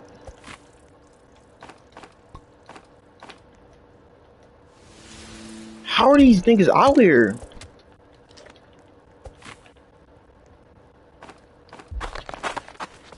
Bro, that noise is too. I gotta turn my TV down or turn my headphones down, cause that's just the way the way that sounds. That's a little bit too loud. I'm not gonna hold you.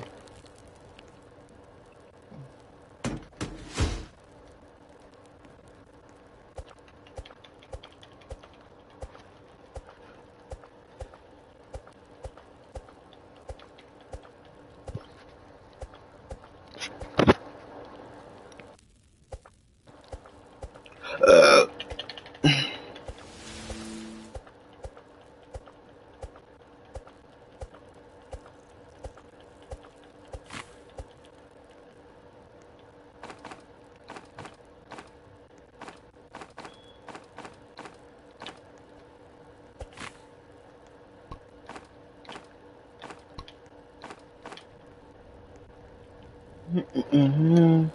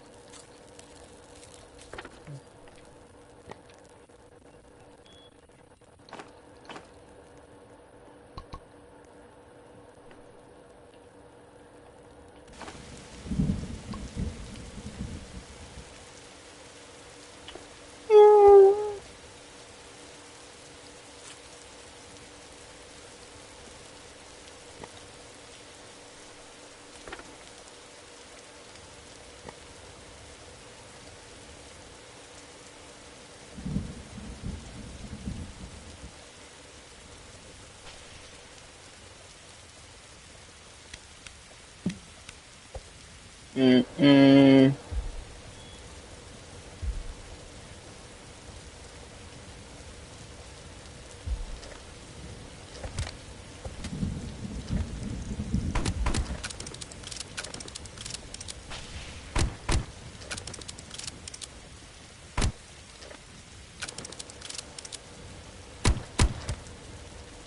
Mm-hmm.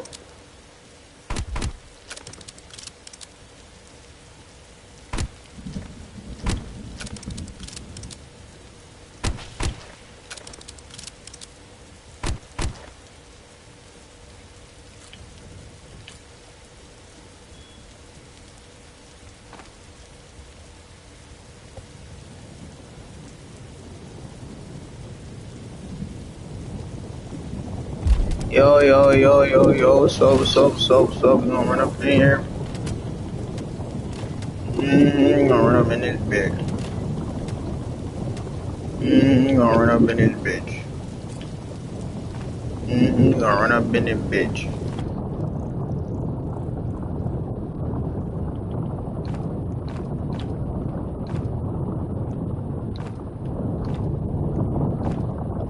Can. So we gonna get a sword out of this.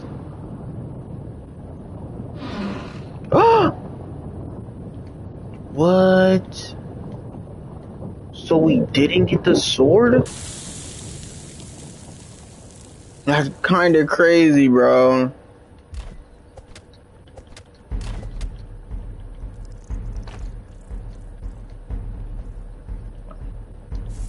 I wanna go back home now. So we're gonna get the sword out of this one then. This the one we're gonna get the sword out of. Or Hellfires.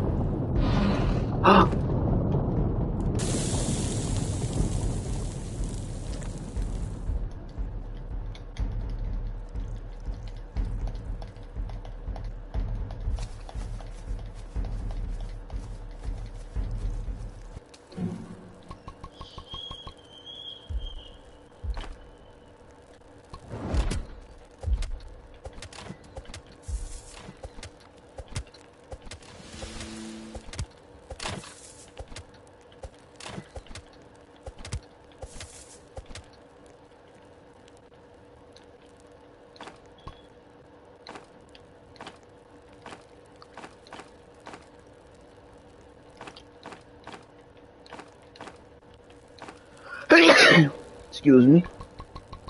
You hear these leaks? You hear how I sneeze, bro? I sneeze. I don't sneeze like a regular nigga, bro. Bro, why they keep doing that, bro? Can I play music on stream without getting copyrighted, bro? Who knows? They gonna copyright the hell out of me if I try to play any song. And let them find out I'm trying to play music on their turf. You know, boy, what? But what, pay me?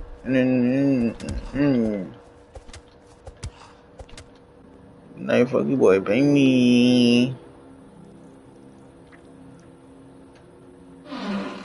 Damn, then I get a flashlight. Yeah, we gotta open up this joint. We gotta open up the rest of the goddamn map. That's what we gotta do, man. Cause I've been running around looking for shit, man. It's like, ain't shit coming to me, man.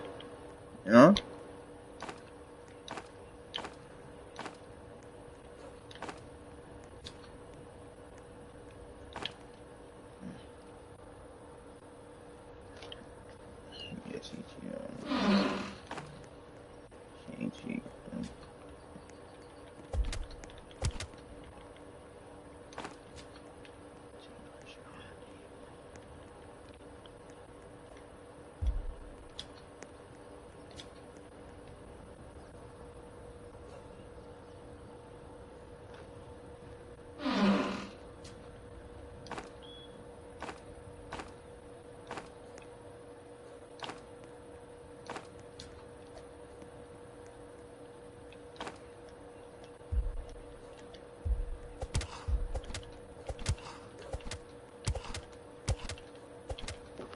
Bro, it's starting to piss me off how they getting these licks off on me, bro.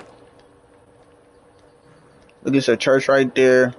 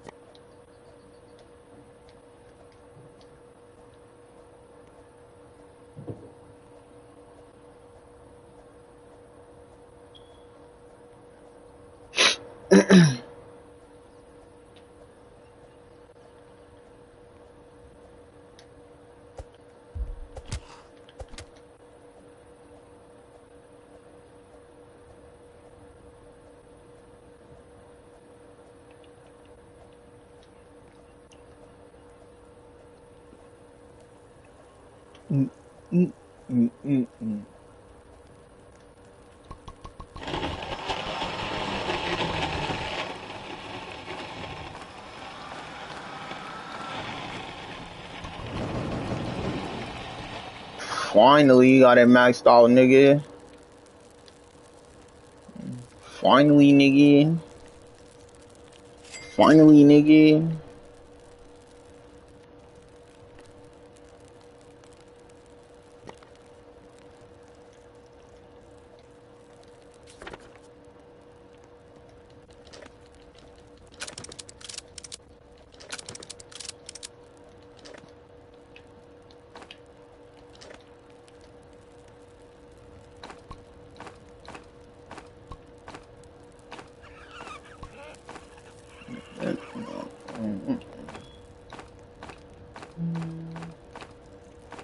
I thought I was never gonna max it out.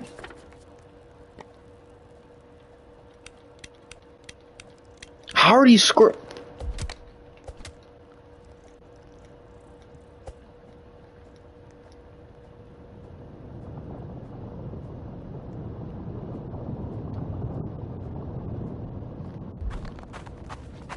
This nigga just spawned out the actual sky.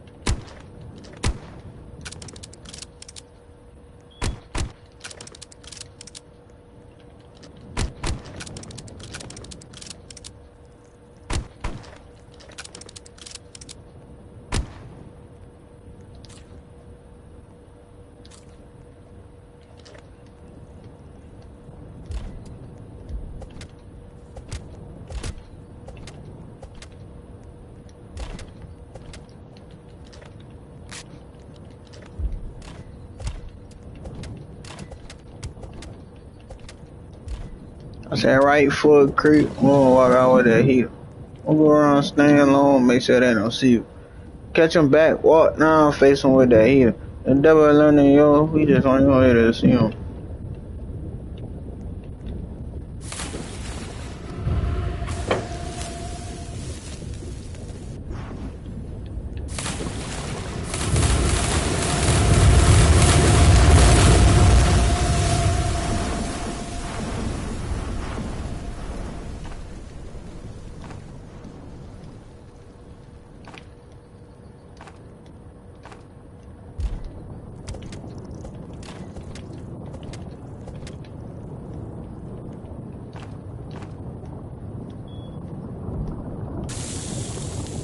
They gotta give me the infernal sword, bro.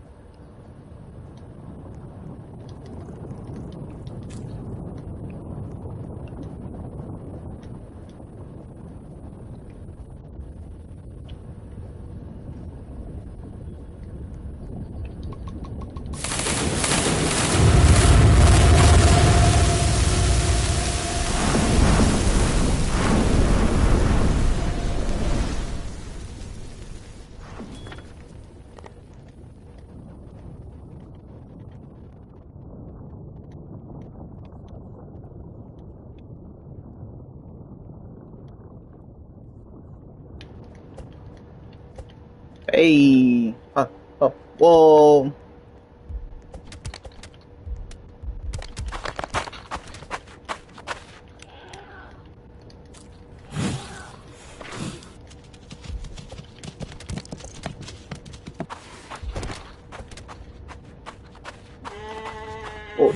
Whoa.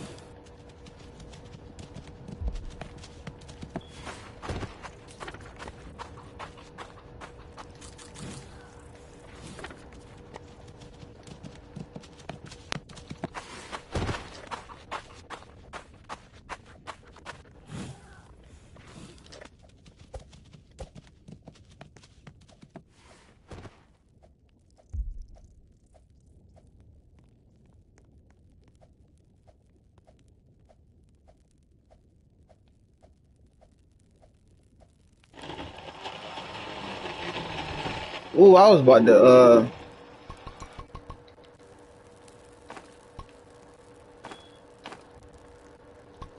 use everything on accident.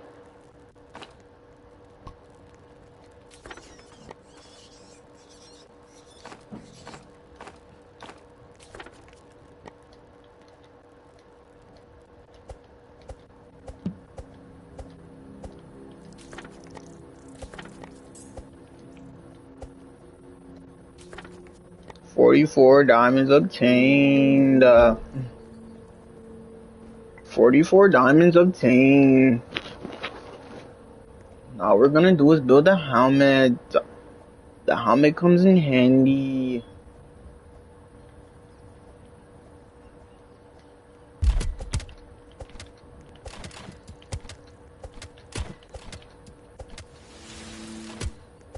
Okay. Nigga got the aim of warlocks.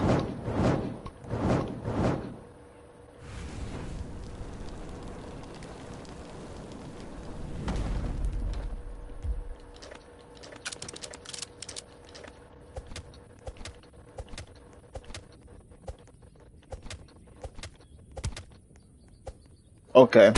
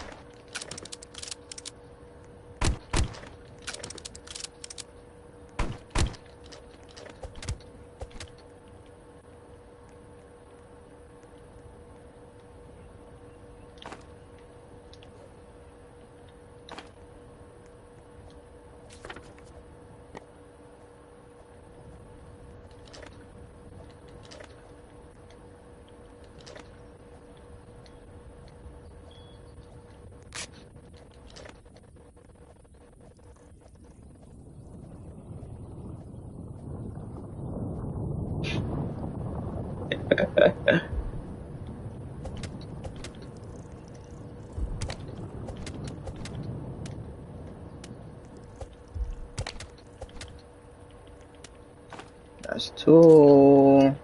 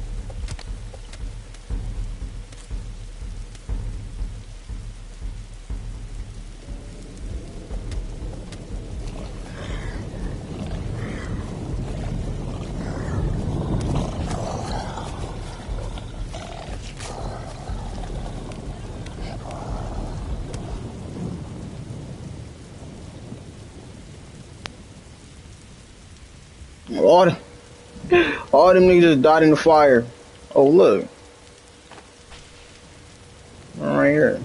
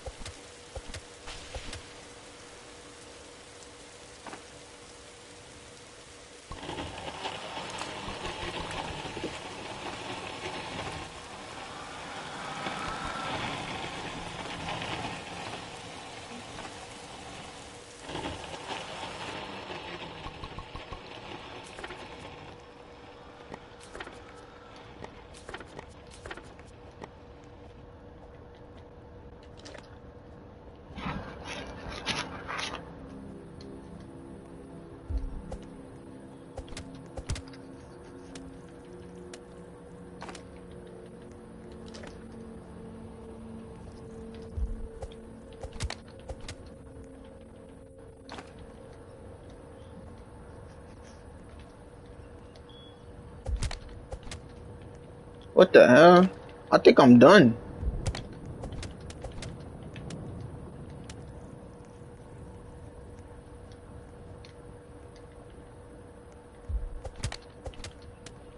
Oh, yeah, I'm definitely done.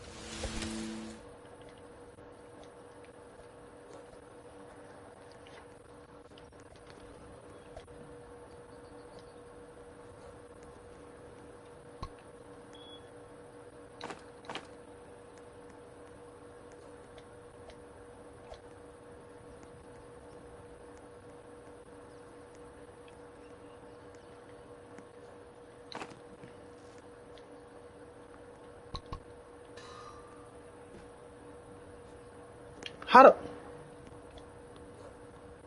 Bro, y'all seeing what's going on, bro?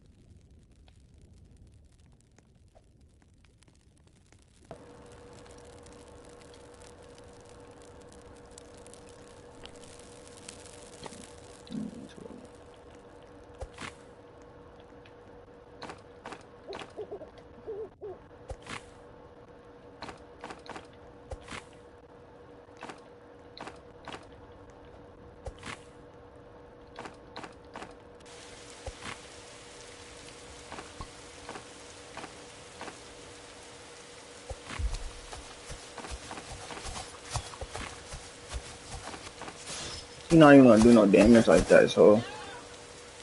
Cause I got this helmet on. Once you get the helmet on, they don't even do that much damage, bro. It's what I peep. And he don't even get that much damage off. Once you put that helmet on, he just turns into a fucking a nuisance. He just turns into an annoyance. But we gonna go say this last kid or the last two kids. And you feel me? We gonna hit up the stronghold, bro.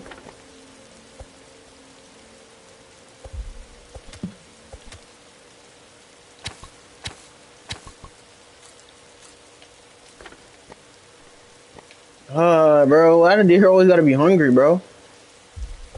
Oh, here go the stronghold right here. Hey, nigga, I could probably hit this bitch right now.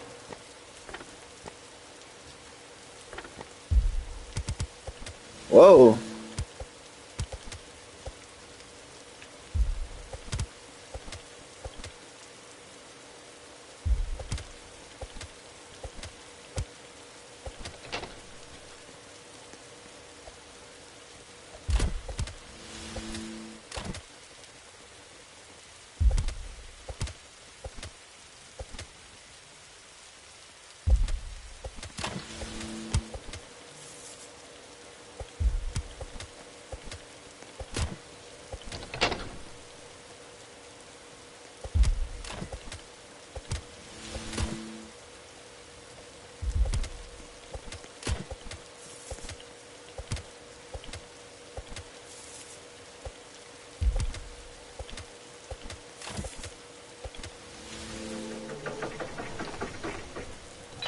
How about throwing body armor or a chainsaw?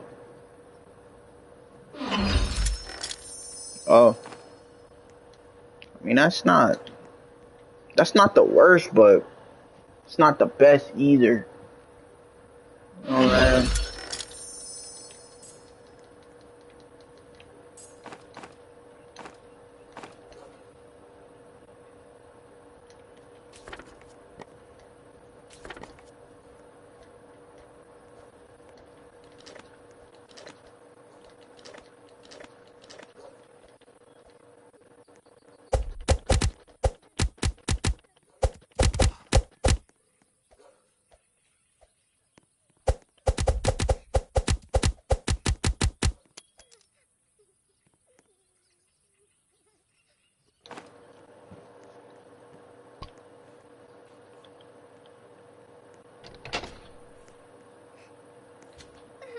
Oh, fuck that kid. We about to get a chest. Oh,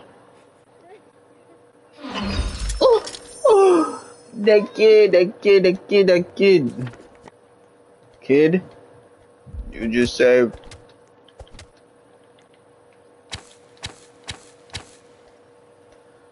Buddy just saved us a whole bunch of time, bro. I ain't gonna hold you.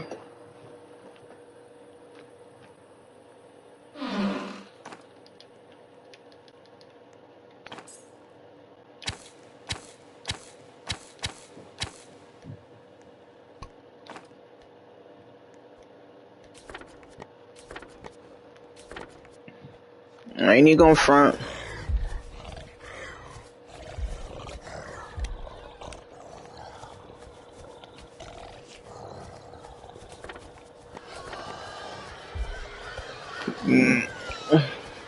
It was me. Ooh.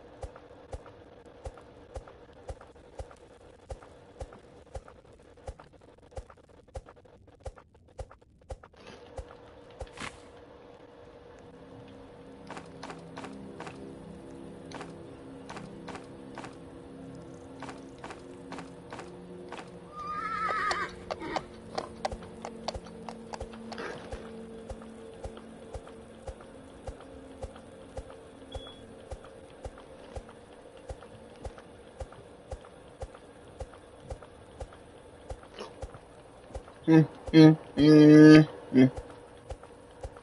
That kid just saved us a bunch of time, bro.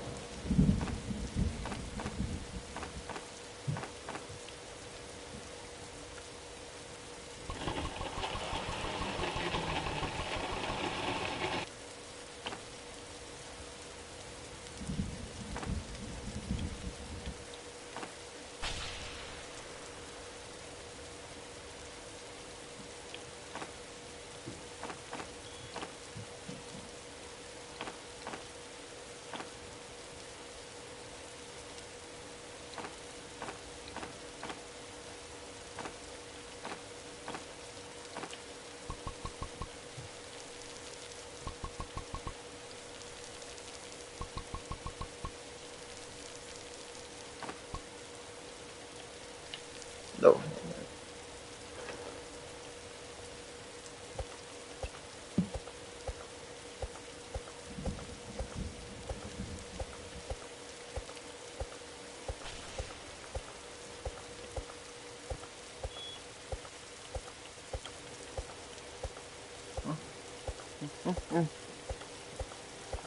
Okay, I'm too.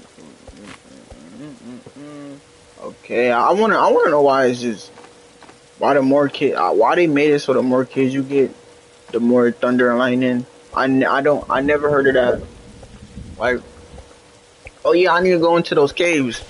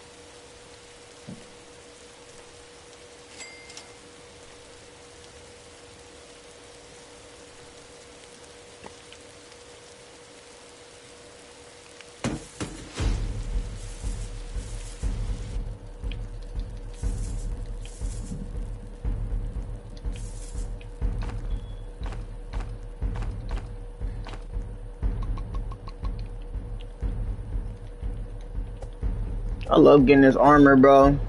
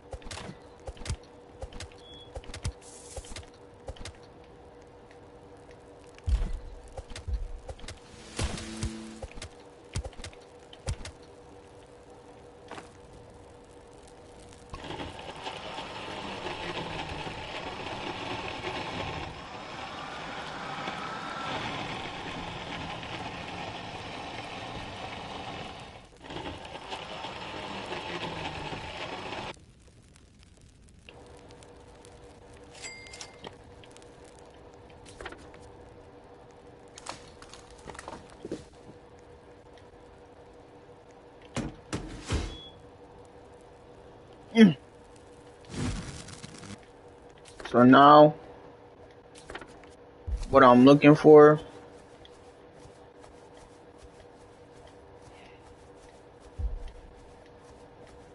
are those caves.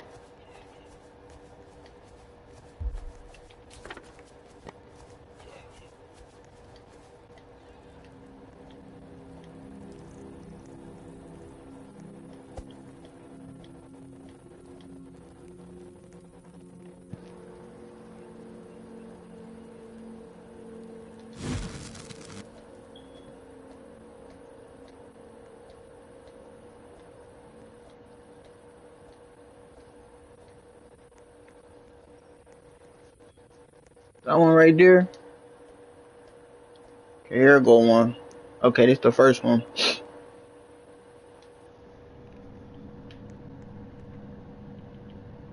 Yeah, you do gotta come down here with some food.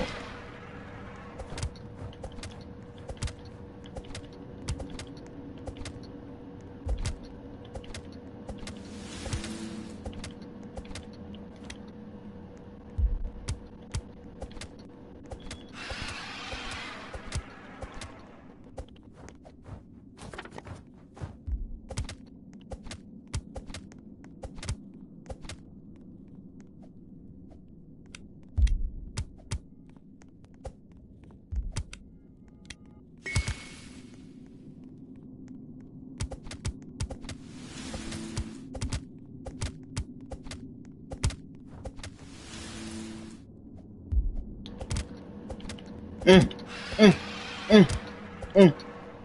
Yeah, we got him.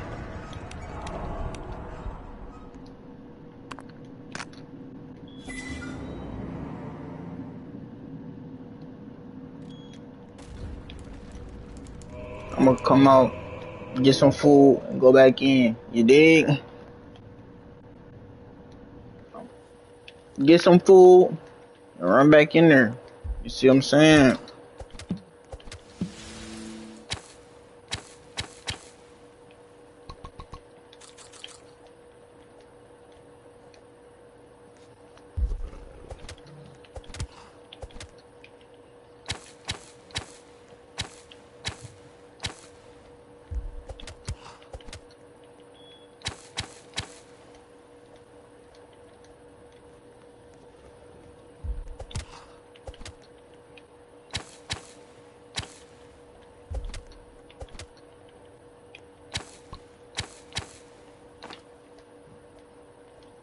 Fuck that deer. He not gonna do shit to me. Fuck that deer, nigga. He can't come. Can he come down here? Wait, can that nigga come down here? Cause you know I don't.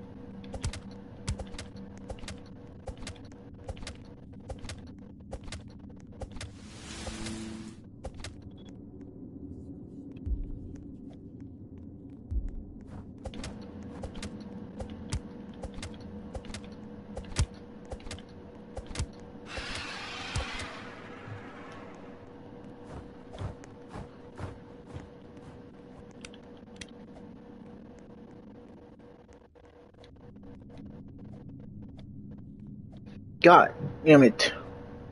Nigga, I'm not even talking like that no more. I'm not gonna hold you. That nigga just pay. I'm just paying attention for real. Mm.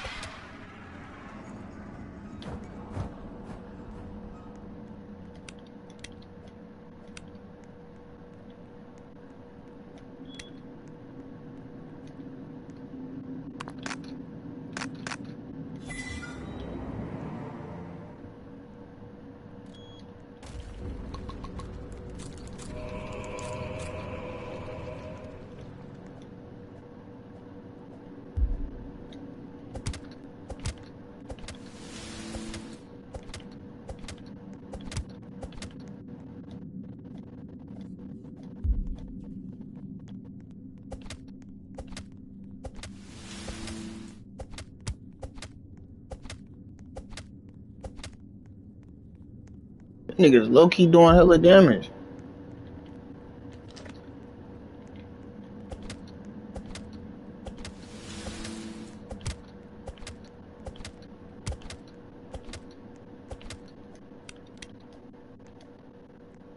They low-key doing mad damage, nigga. What's going on?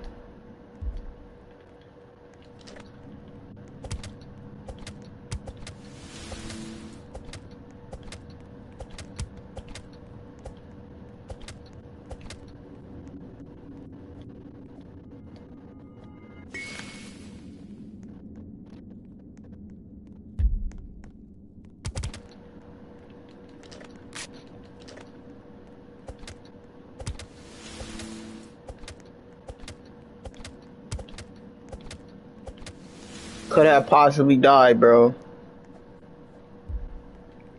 That shit right there look cool.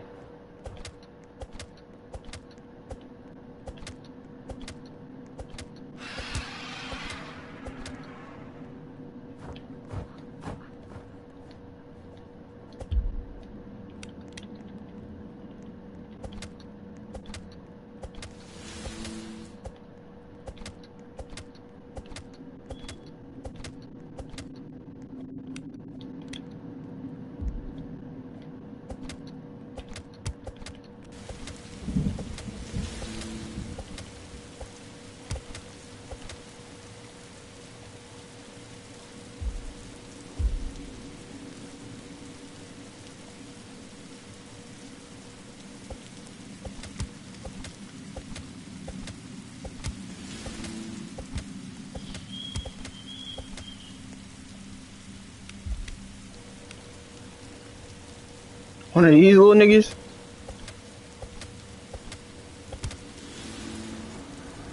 What made you think I wouldn't have been able to kill that nigga?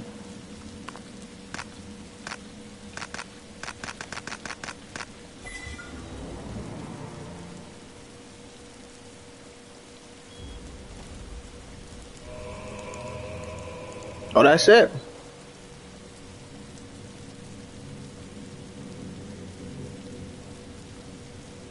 That's it, folks.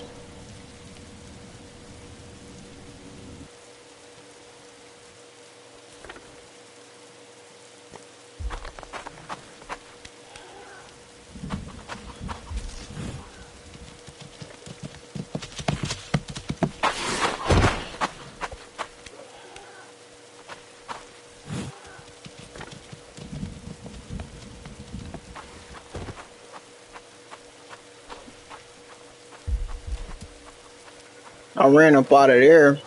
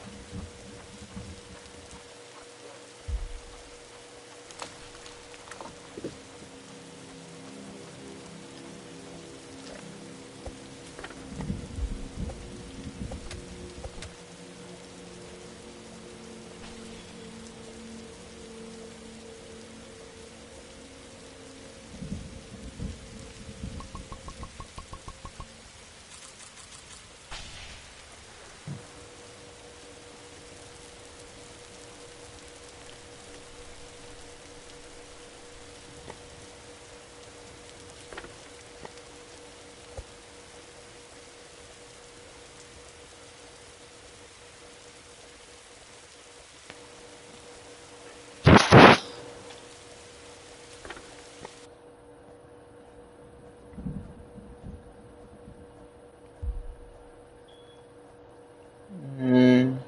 1 minute. Okay.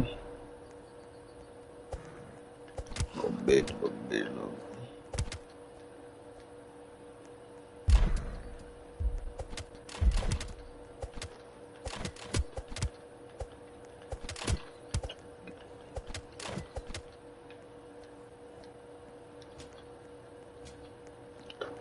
So coming.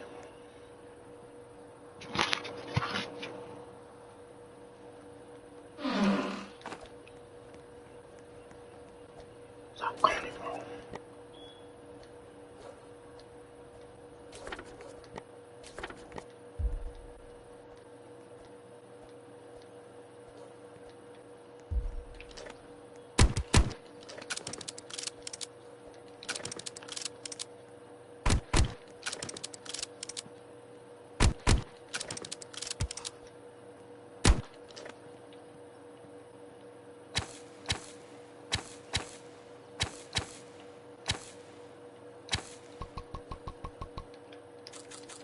So look at this, bro.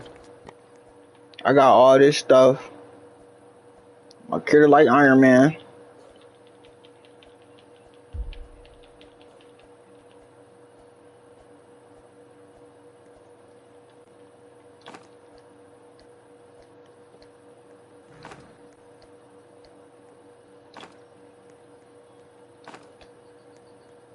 Oh, and then there's a ruby chest up here. It happens to just be a ruby chest up here too. Chainsaw. Oh my gosh.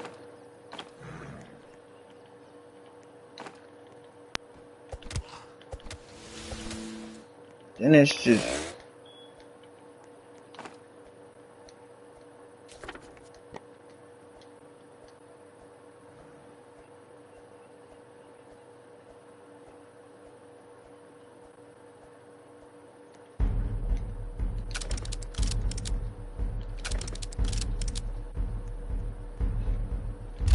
And we stay getting attacked, man.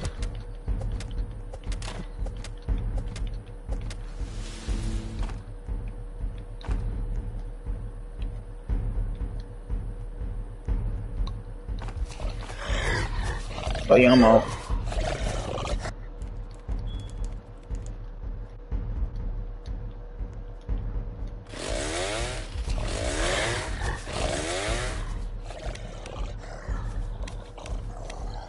That's crazy. I got a chainsaw. I got everything that you ever could want on this bitch now. Crazy.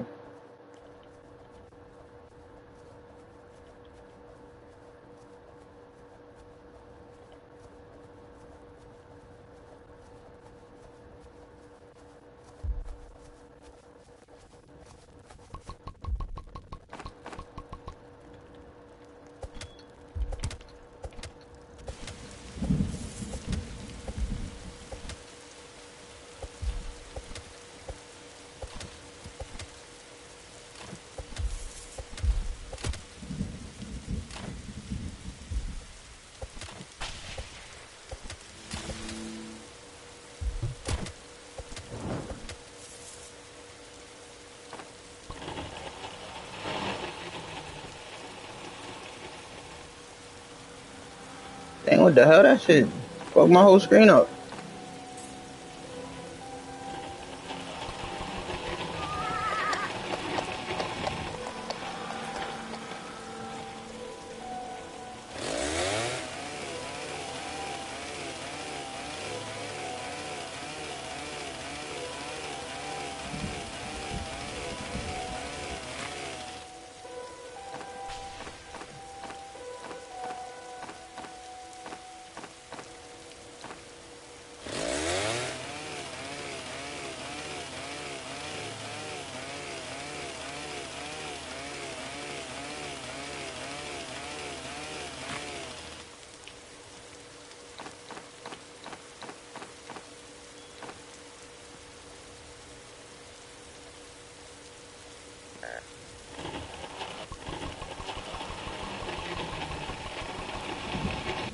What the hell is you doing in my motherfucking house?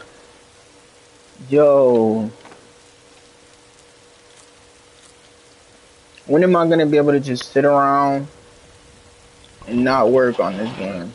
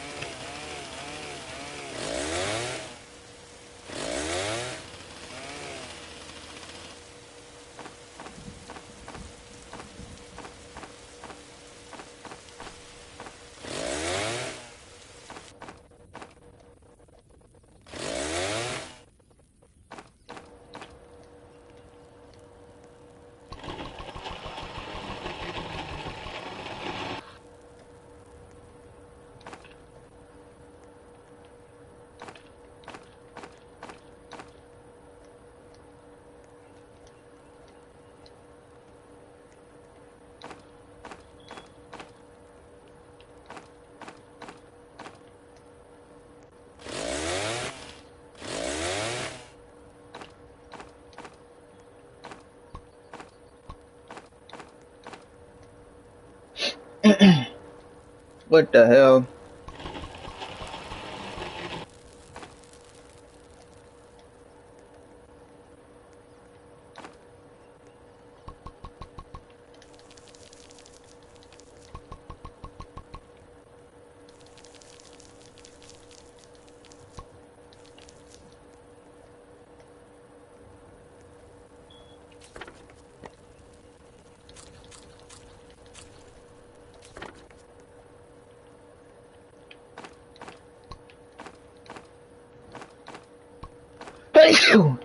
Excuse me, man.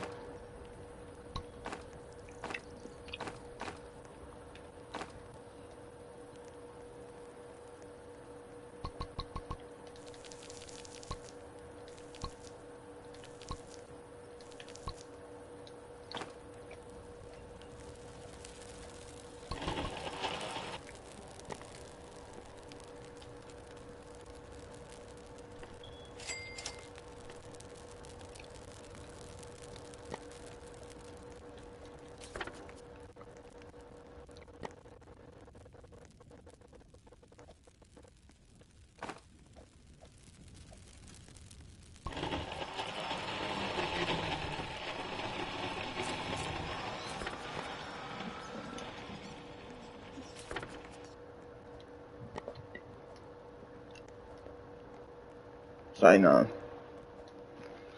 Alright, nigga. Give it a buck with ya. We gonna go to that stronghold now.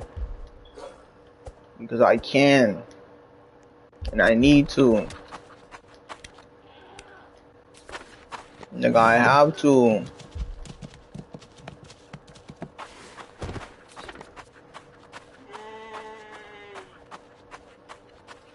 Oh, that stronghold now.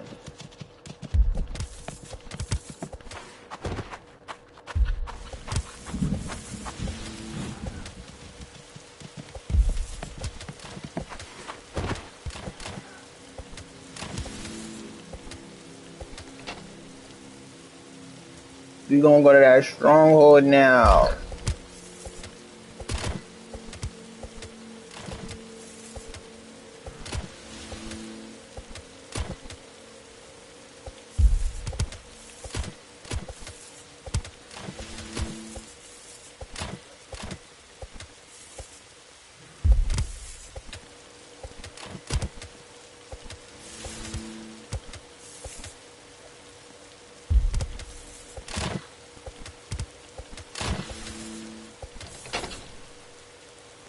Oops.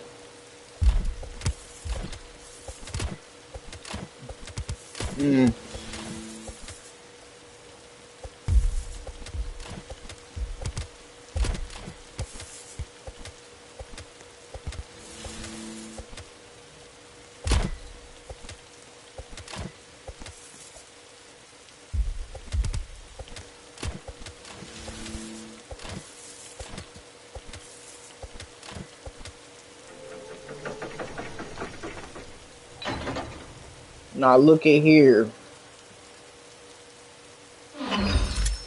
Another thorn body? Hey man. That'd be nice if somebody else was playing on me. But you feel me? Nobody else is playing on me, so I might as well take it. What the hell just happened?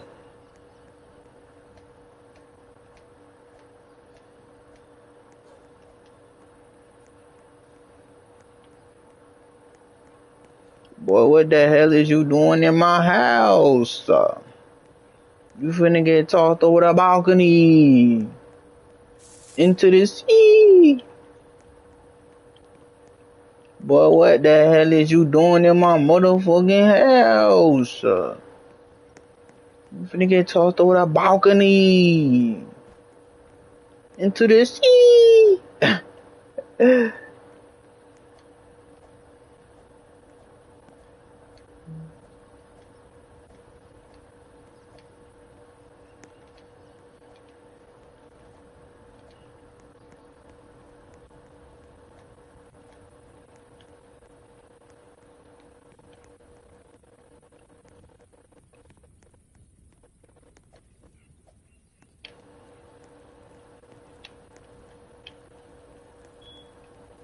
Boy, what the hell is you doing in my motherfucking house?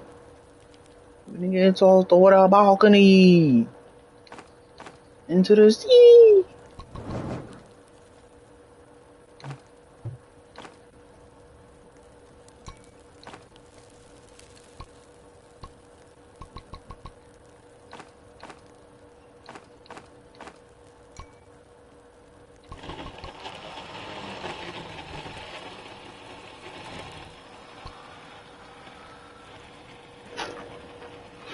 What the hell? How is this up? Okay.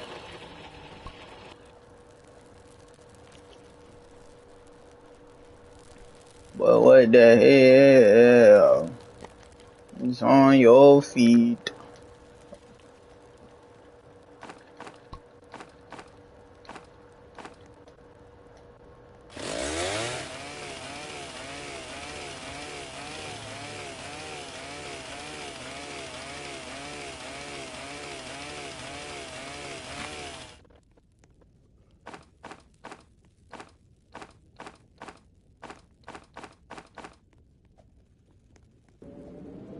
What was that? Boy, what? Bro, my girlfriend is so... Bro, what? I didn't even mean. Hold up.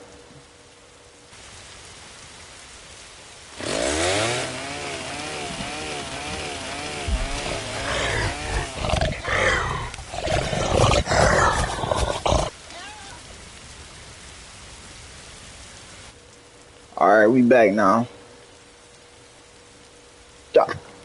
Oh, shit.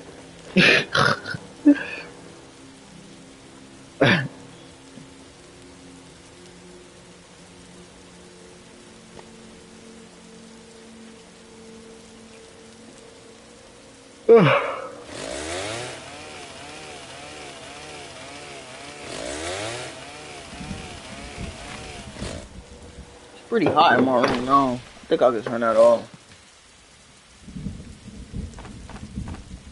Yeah, I turned the heater off now. Now y'all might be able to hear me more, nigga. Cause that heater got turned off. But before I had that heater on for a while, cause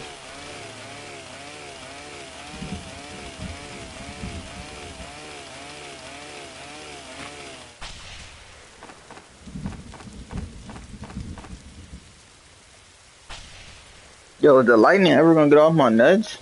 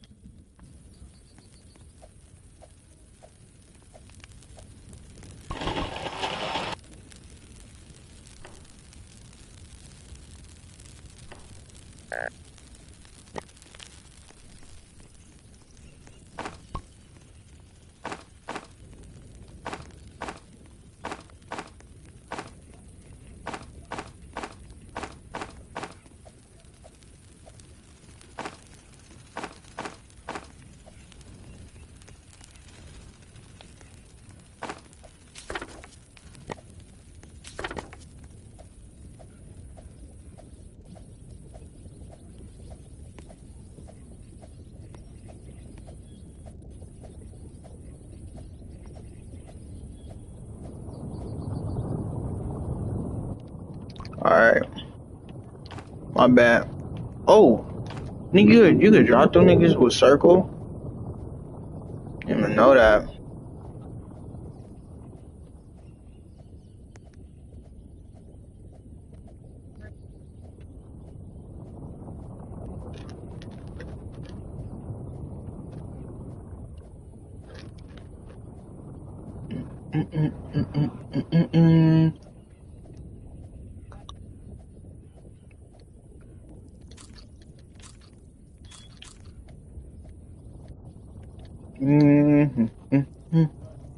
Damn, what's going on my? Oh my god, nigga.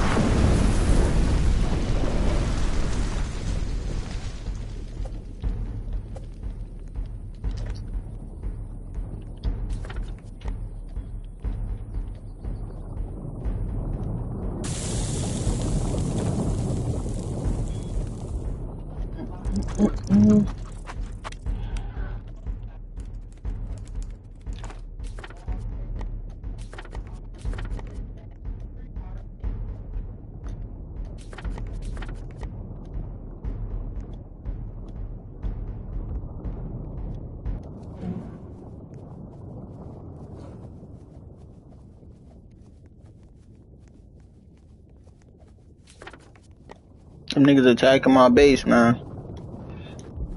I don't know. My mic wasn't good, cause my mom just was talking, and I don't know.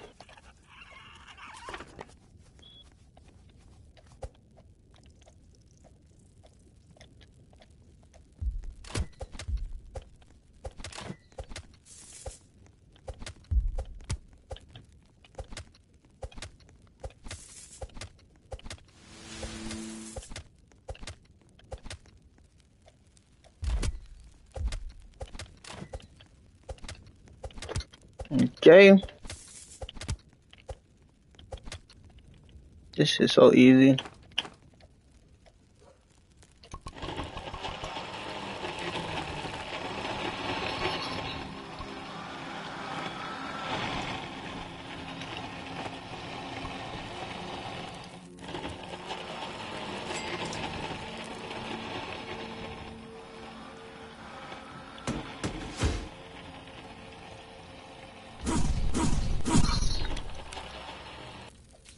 Yeah, we gonna get rid of all that.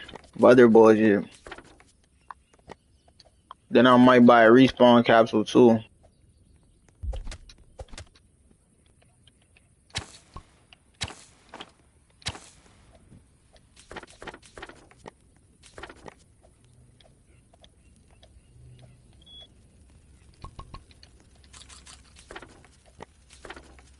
Mm.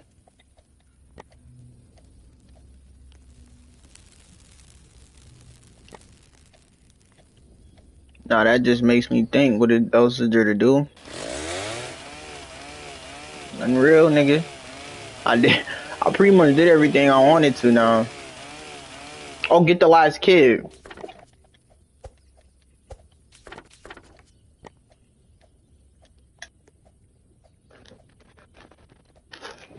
Where'd my phone go? Oh, there it goes.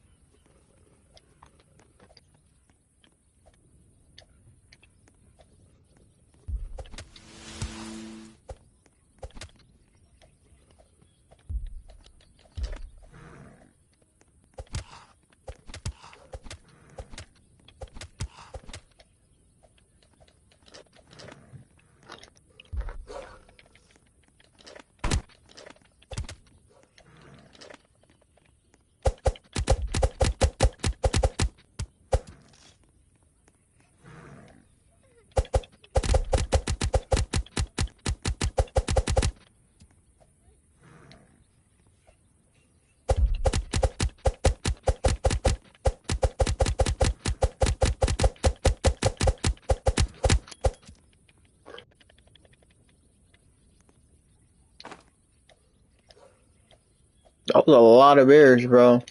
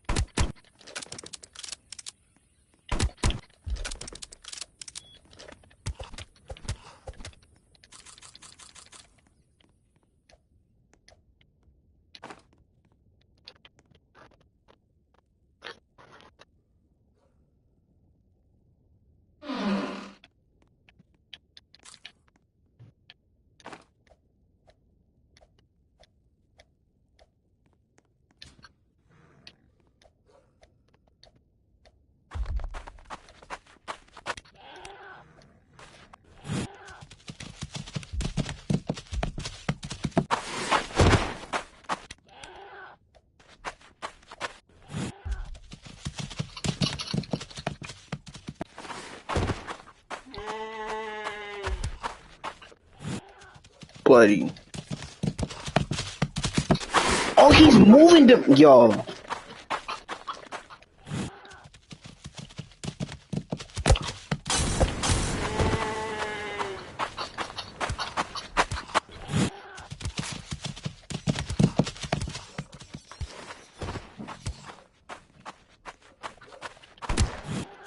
What is happening?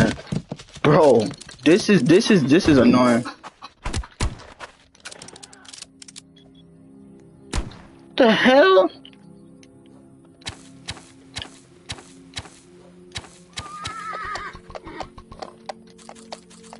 This nigga was just moving him those towards me. Like he was moving them into my face. Which was messing me up.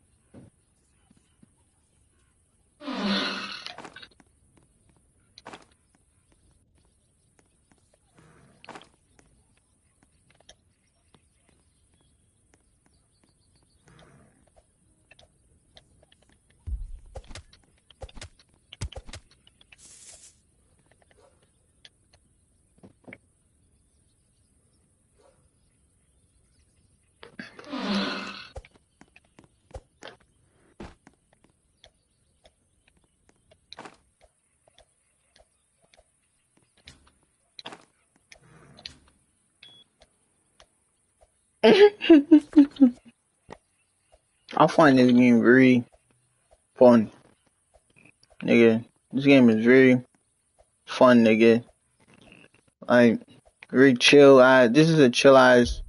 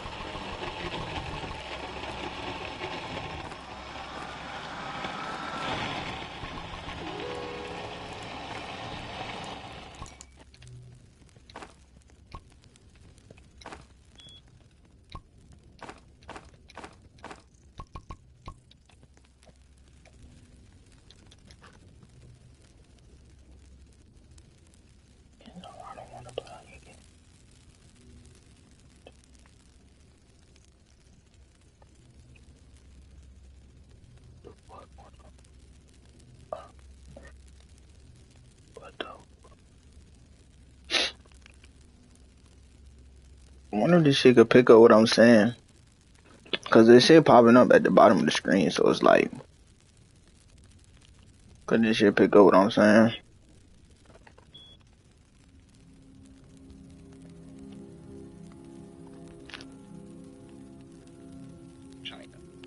China got completely destroyed in the Great War, but the country's fate was sealed years before the bombs actually dropped. That's because about 11 years before it, China was having resource shortages due to problems in the Middle East, and that desperation motivated them to invade Alaska in 2066, essentially starting a war with America that would last until the bombs did eventually fall. Now, there was a tug of war between the two superpowers, China dominating initially, and then America turning the tide with their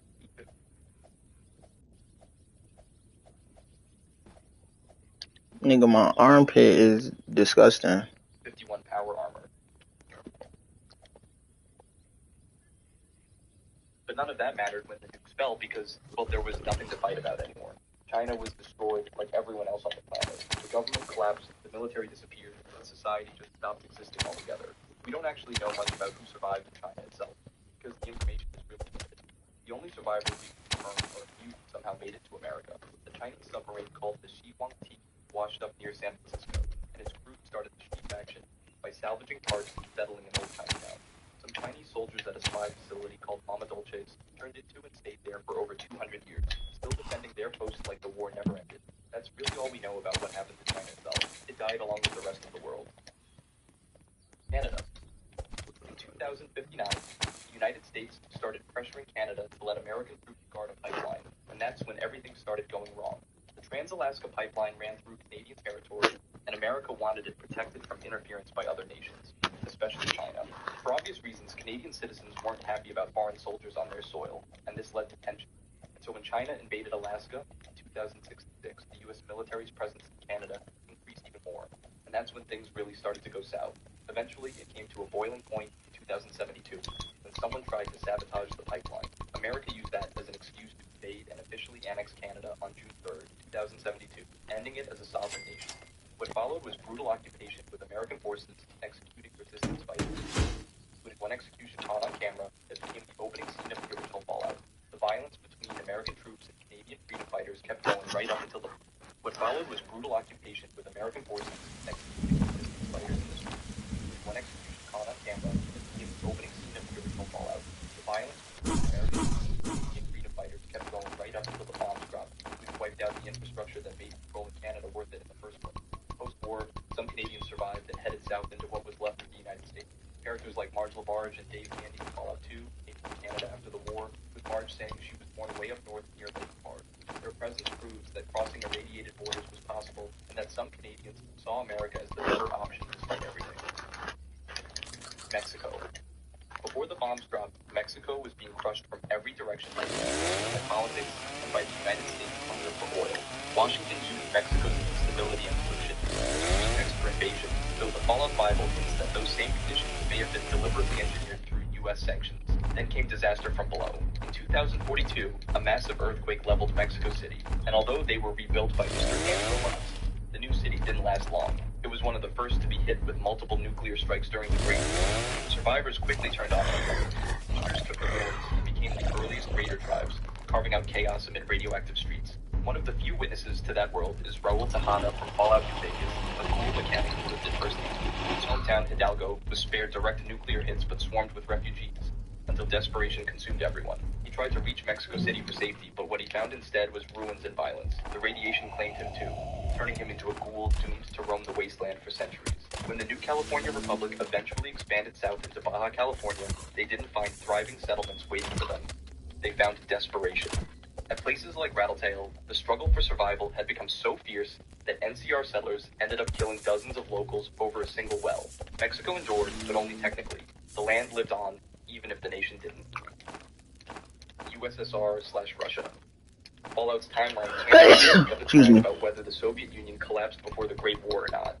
And honestly, that uncertainty fits the Cold War paranoia baked into the series. There's evidence for both outcomes. A Fallout 3 newspaper shows a map labeling the Alaskan invaders as Russia in early 2077, implying the USSR still existed. Yet Fallout 4 references scientists running simulations of a joint Chinese-Soviet attack the decades earlier in 2000. When Fallout 76 introduces Lev, the Soviet immigrant who arrived in the U.S. just before the bombs fell. Paul 13 even granted asylum to Natalia Dubrovsky, daughter of the Soviet ambassador in Los Angeles, proved that the USSR still had diplomatic ties and influence during those 20 years. And so the most likely explanation here is that the Soviet Union never actually fell. The divergence in Fallout's history kept it alive longer, largely because it didn't need to fight over resources. The USSR still had oil, uranium, and the minerals everyone else was willing to kill for. That made isolationism the logical move. Sit tight, conserve strength, and watch the rest of the world tear itself apart. When the Great War came, they weren't spared. Conflict was global, and the USSR almost certainly traded nukes with the United States, China, and the European Commonwealth. United Kingdom. The UK took heavy damage during the Great War, but at least some of its people made it out, many finding their way to post-war America.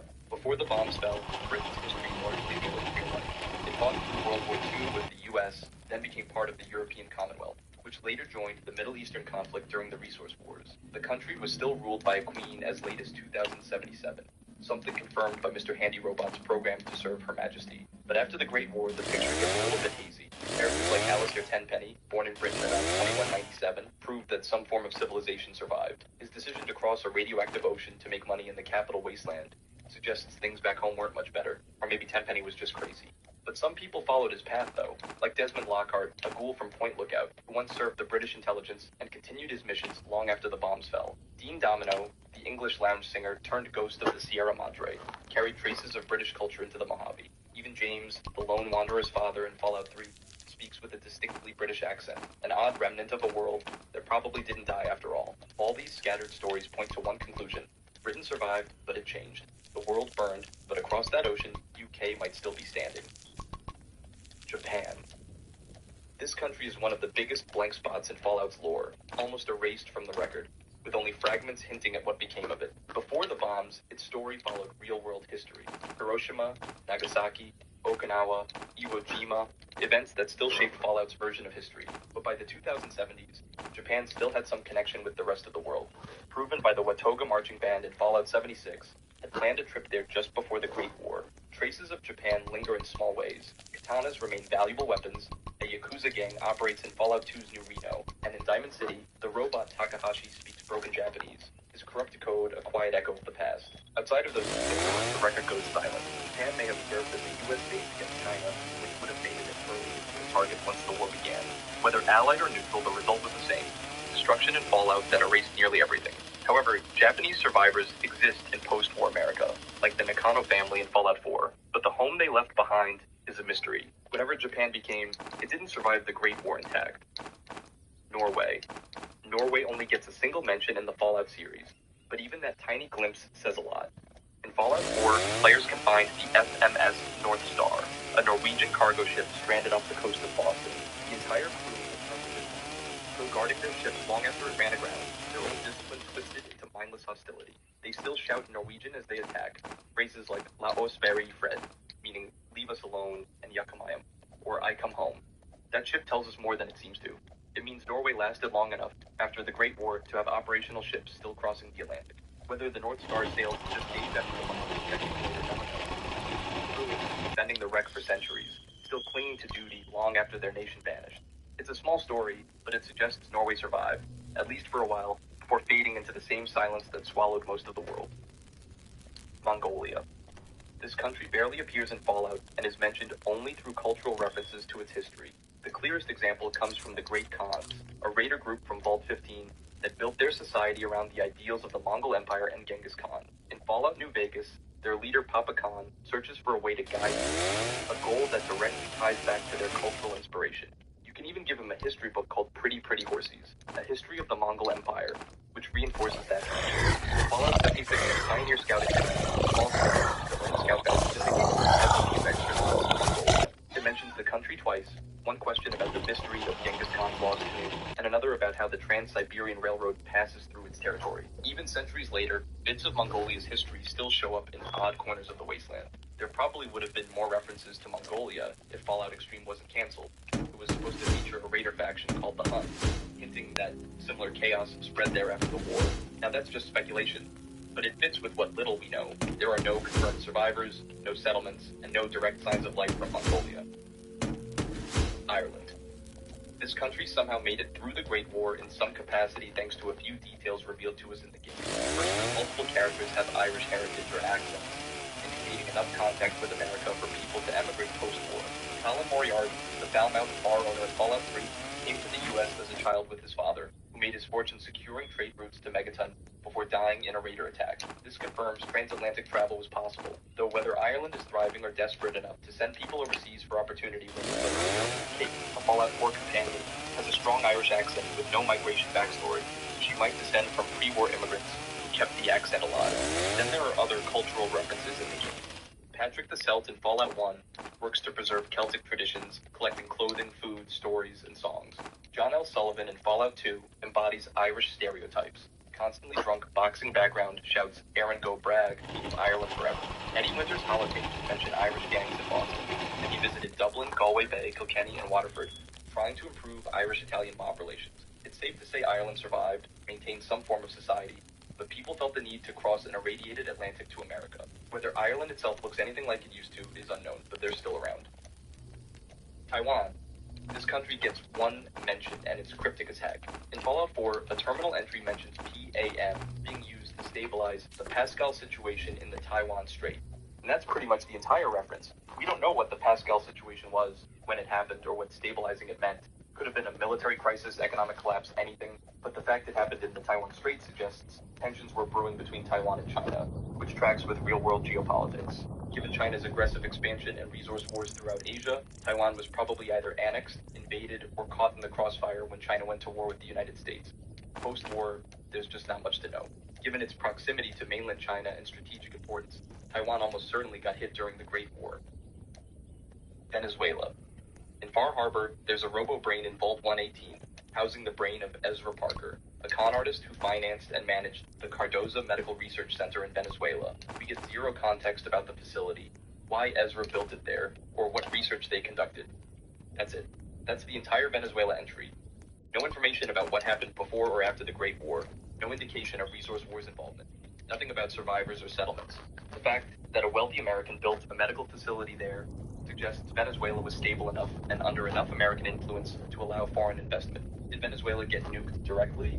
Probably not, since they weren't a major military power. Did they suffer from global fallout?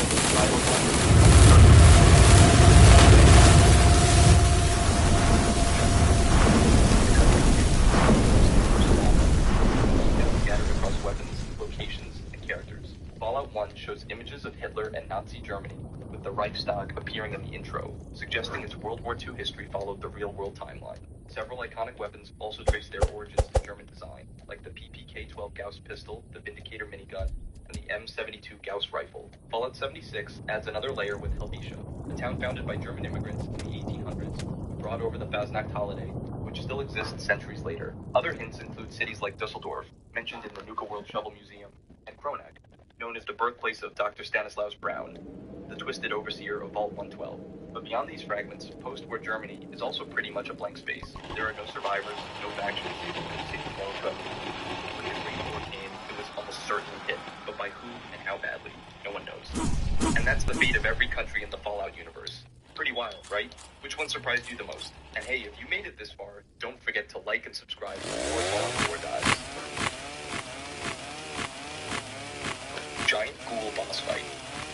Fallout 4 almost had one of the most terrifying boss creatures in the series. It was a 300-foot tall glowing bomb called Maypole, and it was designed to look like a melting pile of toxic radiation that would have been accompanied by herds of mindless regenerating feral ghouls. The fight against this monster would have dwarfed anything the Fallout series had ever attempted. Behind this plan was character artist Jonah Loeb, who made the Maypole his passion project after drawing inspiration from the game Shadow of the Colossus and Alberto Giacometti's Walking Man sculpture. Loeb was so committed to the idea that he actually created a working model of the creature and tested it and conquered. Unfortunately, all that ambition ran headfirst into harsh technical reality. The simple truth is that a 300-foot tall enemy with dozens of accompanying ghouls would have been a complete nightmare for the game engine to handle and would almost certainly cause performance issues. So despite the efforts poured onto this boss fight,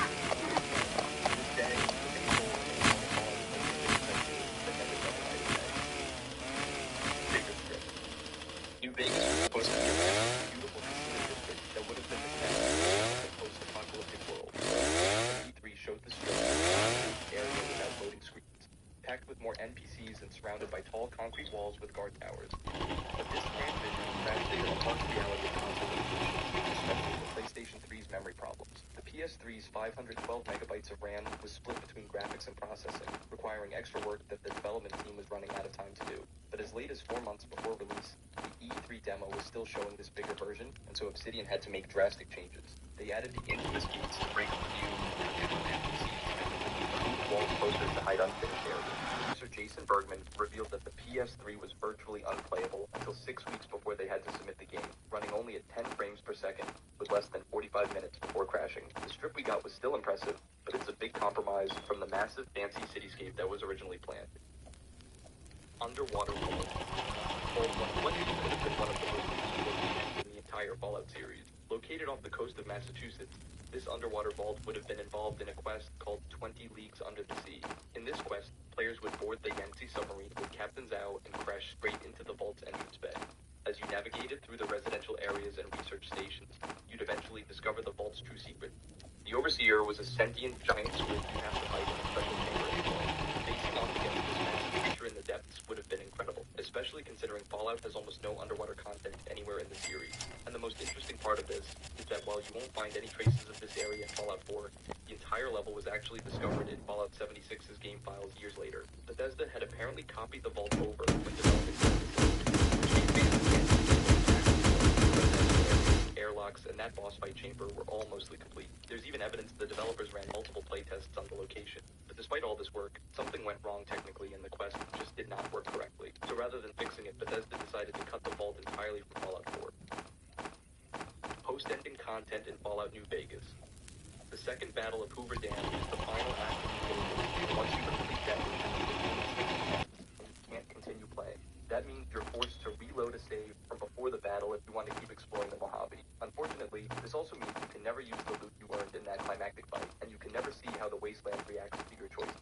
But this wasn't always the plan. Obsidian originally designed extensive post-game content where the world would change based on your decisions. Project director Josh Sawyer even revealed they always wanted to support post-Hoover play with the wasteland reacting to the player's choices. The team had actually designed how different locations would change depending on which faction won. They created unused quests with variables for each major ending and added NPC that had recorded dialogue for the post-game stage.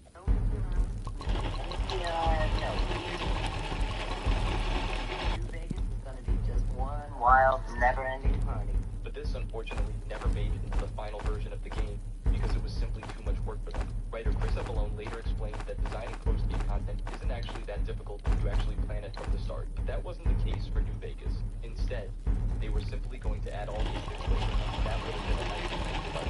So as the milestones of the completion, it became clear they couldn't deliver the post-ending content for the game.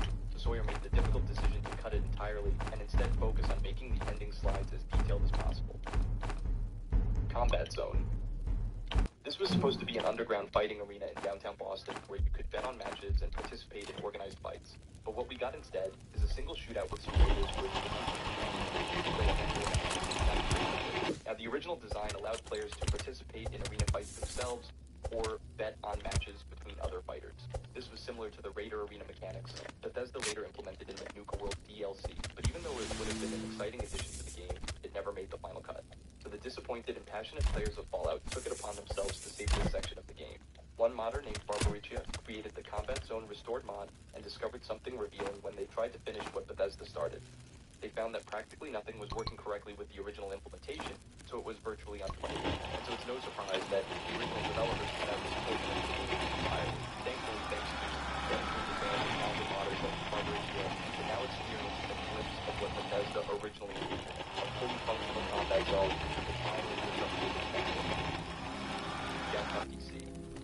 Bethesda originally planned the DC ruins to be twice as large, with 26 different neighborhoods connected by metro tunnels. Each area was designed to have its own personality and unique gameplay, including places like Chevy Chase, Adams Morgan, and DuPont Circle, all based on real Washington, D.C. locations. As late as September 2007, only a year before Fallout 3 launched, artist Adam Adamowicz was still designing neighborhoods. But this was only a small portion of the bigger dilemma they were facing. You see, the main problem was both simple and complicated. The developers realized that the metro map was too complex since players couldn't figure out which station they were in or how anything connected. And so even though designer Emil Pagliarulo confirmed that these neighborhoods were actually finished and polished already, game director Todd Howard had to make the tough call to cut over after them.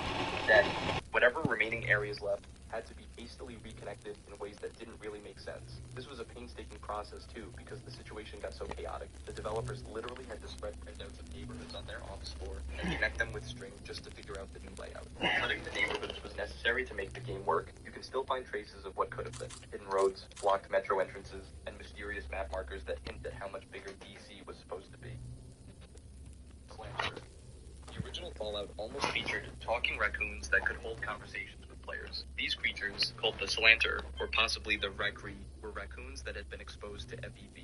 They gained intelligence before the Great War and learned how to speak through the scientists that were studying them. Unfortunately, one of Fallout's original creators, Tim Kaine, disliked the idea of talking raccoons that lived in a hollow tree because it reminded him of Keebler elves from cookie commercials. Kaine felt that it was too cartoonish and didn't fit Fallout's overall tone. He had the same problem with Deathclaws and believed these creatures should remain frightening killing machines rather than being turned into sympathetic characters. And so the Slander were cut very early in development as a broader decision to remove all talking animal concepts from the game. But ironically, talking animals did eventually appear in later Fallout games after Kaine left Interplay, including the intelligent Deathclaw he had opposed. However, the talking raccoons remained an idea that was never realized.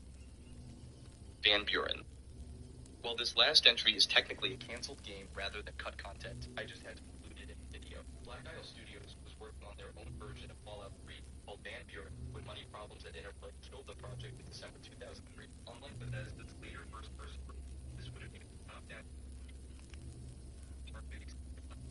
The story for the game was set in 2253 across the American Southwest, where you would have played as a prisoner who escapes during a mysterious attack on their prison. From there, you would have uncovered a plot involving a mad scientist, Presper, who wanted to use a space satellite called BOMB-001 to launch nuclear missiles and wipe out the world's survivors. As the story unfolded, you would have discovered that Presper had released a deadly virus near Boulder and Denver. This triggered an AI called Odysseus to fill a prison with infected people before launching his plan to destroy humanity. The most interesting part of the game was that Van Buren would have let you play as humans, ghouls, or supermutants, giving way more character choices than any other Fallout game. Interestingly, many ideas from Van Buren eventually made it into Fallout New Vegas, including Caesar's Legion, the war between the NCR and Brotherhood of Steel, and badass companion Joshua Graham. A playable demo was released years later, showing off the game's look and gameplay. But what was the reason it was cut in the first place? Well, during the game's development, Timothy Kaine was brought in to assess how long the project would take to finish. Kaine estimated that it was worth 12 to 18 months of work, to which Interplay responded was too long considering they already had financial troubles. And as much as it broke everyone's hearts, Van Buren was forever shelved, making it one of the gaming industry's biggest what-ifs. So what do you think? Should Fallout have kept some of these wild cut ideas? Let me know in the comments, and don't forget to like and subscribe. West Tech. West Tech was a weapons company founded in 2002 that became the U.S. government's biggest military contractor. They made advanced weapons and did medical research, but their greed for money led to some of the worst disasters in Fallout history. Their first crime had to do with the T-45 power armor. West Tech knew this armor had serious flaws, including a vulnerable weld beneath the chest plate that let enemy bullets pierce through the armor.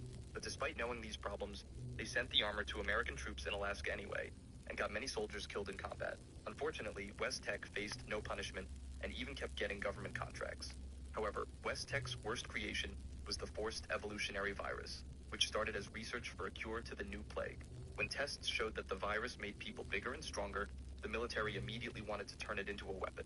West Tech complied and ignored their own scientists, who said human testing was too dangerous. They picked Huntersville, West Virginia as their main test site and bought the rights to experiment on local people. Those FEV experiments then created horrible monsters like the Snallygasters, Grafton monsters, and Super Mutant. When these creatures were later set loose across Appalachia, they killed the virus for years. Throughout 2075, the company ran these experiments around the clock with complete disregard for human life. West Tech had become so important to the military that by 2076, the government took control of the company entirely. This only made things worse, as it allowed their evil research to continue with official backing until the Great War finally put an end to their reign of terror. Hallucinogen. Most evil companies at least try to hide their crimes, but Hallucinogen practically advertised theirs. This Boston-based company specialized in developing non-lethal crowd control technology for police and military riot pacification, but every single product they made was a deadly weapon. For instance, their hallucinogen gas caused heart failure and adrenal gland rupture with no survivors, while their Eradicator blasted test subjects with tons of radiation. instantly melting their faces and collapsing their bodies. Another weapon they created was the suppressor gas, which caused permanent paralysis in bystanders, nearby animals, and even the users themselves. The company's business model was built on deception. They would put up help wanted signs to lure normal people looking for jobs into their building, but once inside, these job seekers were given drugged refreshments. Additionally, while victims filled out paperwork, receptionists would prepare accident reports because they knew that most test subjects wouldn't survive. When chemical spills happened, company executives got priority evacuation, while test subjects were often left sealed in chambers to die from exposure. The CEO even ordered his accountants to cook the books and hide their massive losses from investors. Despite losing $1.8 billion by 2077, Hallucigen kept operating until the bombs dropped. Pulowski. When the government launched Project Safe House in the early 2050s to build nuclear shelters, Vault-Tec won the main contract. But Pulowski Preservation Services saw an opportunity to make money off of people's fear by targeting those who couldn't afford or get into it. They created the Pulowski Preservation Shelter, metallic booths that looked like phone booths or porta potties. The company marketed these as affordable survival and protection on a budget for the average citizen. Seems there's been a lot of talk these days about vault life, but not all of us have the luxury to spend so much on something that, frankly, we may not actually need. They promised immediate shelter during nuclear attacks, but the whole thing was a complete scam designed to profit off scared Americans who didn't have any other options. The shelters were death traps disguised as safety equipment. They had no food, water, or basic supplies needed for survival. There was no Geiger counter to tell people when it was safe to come out, and the thin metal walls could easily buckle or get punctured by falling debris. The shelters even had one-way locks that trapped people inside once they entered. The proof of Pulowski's evil lies scattered across the wasteland. Their shelters are filled with skeletons of people who died waiting for rescue that never came. Some contain feral ghouls, showing that the shelters failed to protect against radiation as promised. Regional governments bought these snake oil death cages with taxpayer money, not because they worked, but to give false hope to citizens who had nowhere else to turn. Vault-Tec. Vault-Tec built the underground shelters that were supposed to save humanity from nuclear war, but they weren't actually trying to save anyone. Vault-Tec. Vault-Tec built were filled with skeletons of people who died waiting for rescue that the shelters were death traps disguised as safety equipment. They had no food.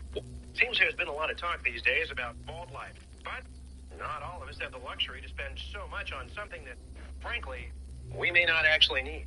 They promised immediate shelter during nuclear attacks, but the whole thing was a complete scam designed to profit off scared Americans who didn't have any other options. The shelters were death traps disguised as safety equipment. They had no food, water, or basic supplies needed for survival. There was no Geiger counter to tell people when it was safe to come out, and the dead metal walls could easily buckle or get punctured by falling debris. The shelters even had one-way locks that trapped people inside once they entered. The proof of Pulowski's evil lies scattered across the wasteland. Their shelters are filled with skeletons of people who died waiting for rescue that never came. Some contain feral ghouls, showing that the shelters failed to protect against radiation as promised. Regional governments bought these snake oil death cages with taxpayer money, not because they worked, but to give false hope to citizens who had nowhere else to turn. Vault-Tec. Vault-Tec built the underground shelters that were supposed to save humanity from nuclear war, but they weren't actually trying to save anyone. The company was secretly conducting the largest human experimentation program in history. In 2054, Vault-Tec successfully bid for the massive government shelter project by demonstrating their vault technology near Los Angeles. They marketed their vaults with feel-good slogans like revolutionizing safety for an uncertain future. But behind closed doors, they were designing torture chambers. Out of all the vaults they built, only 17 were actually meant to keep people safe. The rest were experiments. These experiments include pumping psychoactive drugs into Vault 106's air system to drive people insane, putting together 30 humans in Vault 43 with a panther, isolating one guy in Vault 77 with only a crate of puppets, and deliberately designing Vault 12 to never seal properly to guarantee that everyone inside would die from radiation poisoning. Vault-Tec executives were so twisted, they dismissed ethical concerns as counterproductive and close-minded. They believed the data they'd collect was worth more than human lives. The company's ultimate goal was to use the experimental data to design a perfect society and establish total control over humanity's future. They saw the nuclear war as a chance to wipe the slate clean and redefine mankind in their own vision, creating a post-war world where Vault-Tec would have a complete monopoly on human survival. In fact, some of Vault-Tec's executives like Barb Howard seriously considered starting the Great War themselves, and who knows if they actually did. Poseidon. Poseidon Energy was a massive energy cartel that controlled virtually every aspect of America's power grid. Operating since at least 2037, this conglomerate owned oil rigs, gas stations, power plants, and factories across the country. They even controlled Mexico's largest oil field after the U.S. invasion in 2051, making them one of the most powerful corporations in the pre-war world. The company's goal was simple: total market domination and maximum profits at any cost. They aggressively bought out competitors through hostile takeovers and spent millions lobbying politicians to secure billions in government contracts. Poseidon also developed military weapons through their subsidiaries, as long as the projects remained profitable. When workers at their West Virginia plant went on strike, Poseidon showed just how evil they really were. The company called in the National Guard to gas the striking workers with hallucinogen gas, turning all the workers into a rampaging horde that overran the plant and killed everyone inside, including the soldiers. Poseidon was also heavily involved with the Enclave, allowing their offshore oil rig to become Control Station Enclave and letting the Shadow organization use their PoseidoNet data system. When the Great War ended their operations, the Enclave preserved their research data while scavengers like the Brotherhood of Steel continued searching their ruins for technology. Robco. Behind every Pip-Boy and most of the robots you encounter in the wasteland stands Robco Industries, the robotics giant that put millions of Americans out of work. Robert House founded the company in 2042 and has essentially achieved monopoly in crucial software markets with their unified operating system becoming the standard for most American computers. House deliberately designed Robco with a Byzantine internal structure that resembled a maze. This corporate labyrinth allowed them to engage in ruthless business tactics without accountability. Robco's evil acts were numerous and devastating. They orchestrated hostile takeovers by undermining executives who refused to sell, like when they destroyed Repcon Aerospace's leadership through a manufactured vote of no confidence. The company's massive robot production contributed to widespread job displacement, fueling the automation riots that plagued pre-war America as working-class citizens lost their livelihoods to machines. The company's partnerships also revealed their complete lack of moral boundaries. They worked with Vault-Tec on their horrific human experimentation program and collaborated on the Watoga project, which involved bulldozing residents' homes to build an automated city.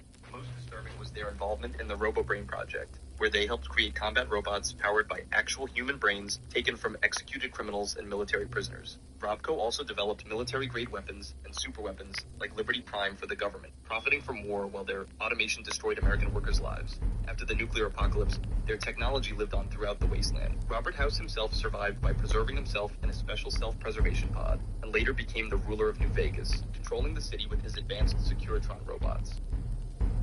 Dummage Boars. Most companies hide their evil behind corporate speak and legal loopholes, but Dummage Boars took a more direct approach by literally sacrificing their employees to keep the job. What appeared to be a simple marble quarry in the Commonwealth is actually a front for disturbing operations in all out the pre-war world. The company wasn't really interested in marble at all. Quarrying was just a cover while management searched for an ancient temple of dark, forgotten gods buried deep underground. They found what they were looking for.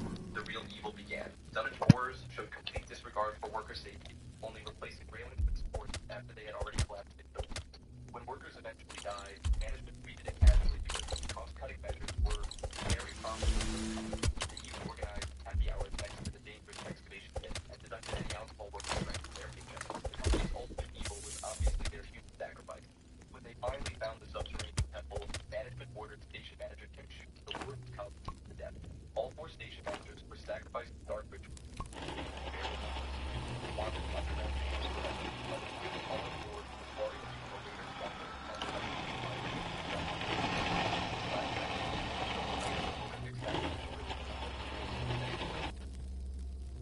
Nuka-Cola. Every time you crack open a Nuka-Cola in the wasteland, you're drinking the product of a company that killed dozens of people in focus groups and helped develop chemical weapons for the military. Founded by John Caleb Bradburn in 2044, Nuka-Cola grew from a startup into America's largest beverage corporation. Through ruthless business practices and complete disregard for human life, the company's rise to dominance was built on crushing competitors through any means necessary. They would attack rivals' finances to force patent sales, like when they acquired Nuka Cherry and Nuka Grape formulas. When they couldn't buy out Sunset Sarsaparilla, they launched competing products and themed park areas to destroy them. And for Vim Pop Incorporated, Nuka-Cola executives hired mercenaries to sabotage production lines, steal trucks, and target workers until the company gave in. But Nuka-Cola's most evil act was probably developing Nuka-Cola Quantum, a radioactive drink created through a secret military partnership. CEO Bradburn made a backdoor deal with the Army to help develop chemical weapons in exchange for access to immortality technology. At least 62 test subjects died from organ failure during Quantum's development, with many more hospitalized from radiation burns. The company's chemical weapons research produced a weaponized isotope that could coat power armor or be loaded into Fat Man launchers. Meanwhile, Bradburton embezzled funds from Nuka World's budget to pay for his immortality procedure, having his head surgically removed and placed in life support equipment in a hidden vault beneath the theme park. Want more Fallout corporate evil? Hit that thumbs up and subscribe for more.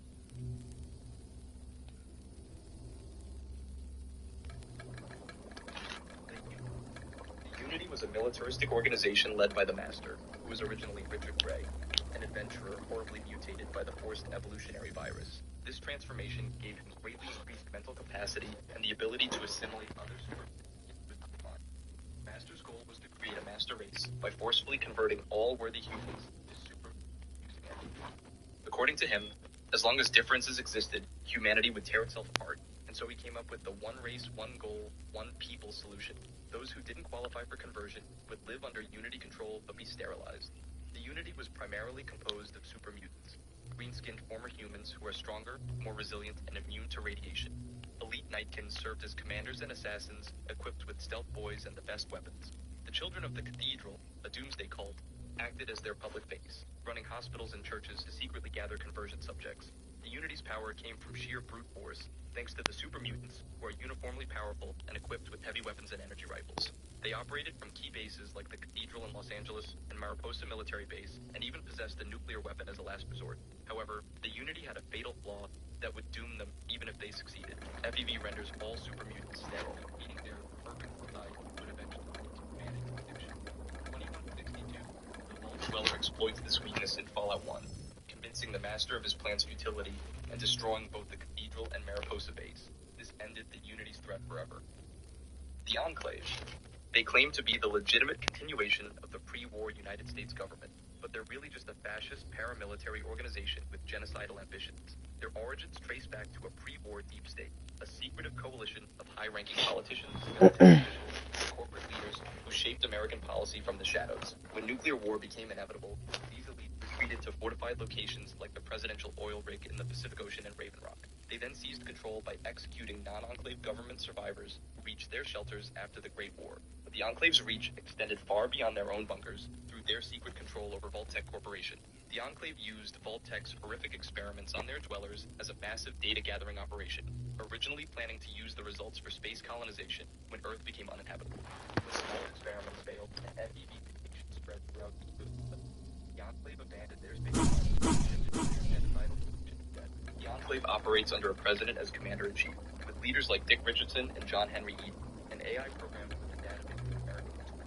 Their society is divided into military, science, and civilian categories, and the group's ultimate goal is quite simple and evil: to exterminate all non-enclave humans whom they consider genetic non-compliance offenders due to radiation exposure.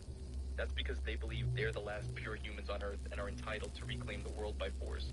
But what makes the Enclave truly scary and dangerous is their technological superiority.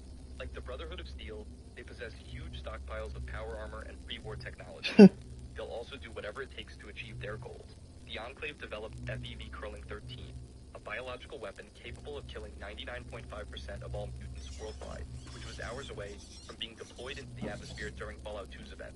This was also apparent in Appalachia when they created the Scorched Plague to justify nuclear strikes against China. Throughout the game, they've been the main antagonist of Fallout 2 and 3, suffering major defeats from the Chosen One and the Lone Wanderer, aided by the Brotherhood of Steel. Despite this fact, isolated Enclave remnants continue to survive across the former United Brotherhood of Steel. Founded by Captain Roger Maxon in 2077, this paramilitary order started as an act of rebellion when Maxon's unit at Mariposa military base discovered that the U.S. government was conducting horrific experiments on soldiers using the forced evolutionary virus. When Maxon confronted the chief researcher about these experiments, he shot him and declared his unit secession from the United States. 3 days later, the Great War began, and the rest was history. At the core of the Brotherhood is the belief that advanced weapons and scientific knowledge are too dangerous for regular people to handle, which is why they've dedicated themselves to preserving and controlling advanced technology. They operate with a strict military hierarchy led by High Elders and Chapter Elders, but consists mostly of their combatants called Paladins and Knights. What makes the Brotherhood recognizable is their use of power armor suits, energy weapons, and heavy artillery, which has become their signature. But all of that isn't just for show, because their achievements speak for themselves. In one instance, the Brotherhood were able to defeat the Enclave at Project Purity by reactivating and utilizing Liberty Prime, a powerful, gigantic robot. They were able to wipe out the deadly raider group called Vipers in New California within just a month, and they played a crucial role in defeating the Master's super mutant army in 2161. The Brotherhood has spread across the former United States with major bases at Lost Hills in California, the Citadel in Washington, D.C., and the Boston Airport. Throughout the games, they've evolved from small isolationists in Fallout 1 to dominant forces in Fallout 4, where Arthur Magnus' chapter arrived in the Commonwealth to destroy the Institute. While they may be seen as heroes to some people, Others consider them as tyrannical gatekeepers who are undoubtedly one of the wasteland's most formidable forces. The New California Republic, commonly known as the NCR, it was founded in 2189 by Aradesh, starting as a post-war federal republic that saw itself as the true successor to the old United States. It was the largest known post-war country at its peak, with 5 states across Southern California and land stretching into Oregon, Nevada, Arizona, and northern Mexico.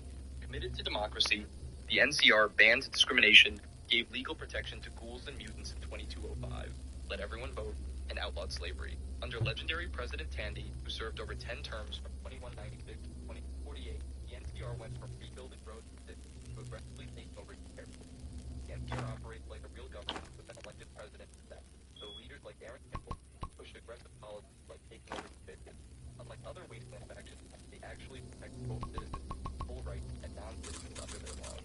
Their military is split between the regular NCR Army and the elite Rangers, while the Office of Science and Industry handles their research and development. Their military power comes from huge numbers. Over 700,000 citizens give them massive manpower for one of the wasteland's biggest armies. They have standard weapons, fixed-up vertebrates from their war with the Enclave, and elite Rangers with the best gear. Their strong economy is built on cattle herds, farming, and powerful trading companies like gun runners. However, in 2283, the NCR's capital, Shady Sands, was destroyed by a nuclear bomb, and by 2296, their population had shrunk dramatically. Throughout the Fallout games, the NCR grew from a small mention in the original to a major power in Fallout 2 and a central faction in New Vegas fighting Caesar's Legion. But the TV series revealed their devastating fall when the Brotherhood stormed Griffith Observatory to seize cold fusion technology, wiping out the last organized NCR remnant and reducing the once mighty Republic to scattered survivors. Caesar's Legion. This is arguably the most brutal faction in the Fallout universe. Caesar's Legion was founded in 2247 by Edward Caesar Sallow and Joshua Graham. It's a totalitarian dictatorship that models itself after the Roman Empire, even complete with Latin names, military tactics, and ruthless conquests and enslavement, signature of the past empire. Caesar's goal is to conquer the NCR and combine its infrastructures and systems with the Legion's military power. This is what he believes will create a perfect empire, and anyone who thinks otherwise will be destroyed or enslaved. The Legion works under a strict chain of command with Caesar as absolute ruler, worshipped as the son of Mars, while his brutal military leader, Legate Lanius, serves as his right hand. Built on the backs of enslaved tribal groups, they've conquered 87 tribes by 2020, healthy men to become completely loyal soldiers through harsh training. Women are banned from fighting and treated mainly as baby makers, while conquered people either become subjects living under Legion rule or outright slaves. What makes their military so dangerous is the combination of huge numbers and perfect discipline. Since soldiers are trained not to think for themselves, they'll follow any order until they die, fighting in Roman-style waves during battle with light armor and close combat weapons. They are also horribly ruthless to break their enemies' spirits. This includes nailing people to crosses or using children as soldiers and systematic torture. In New Vegas, they serve as the main antagonists fighting the NCR.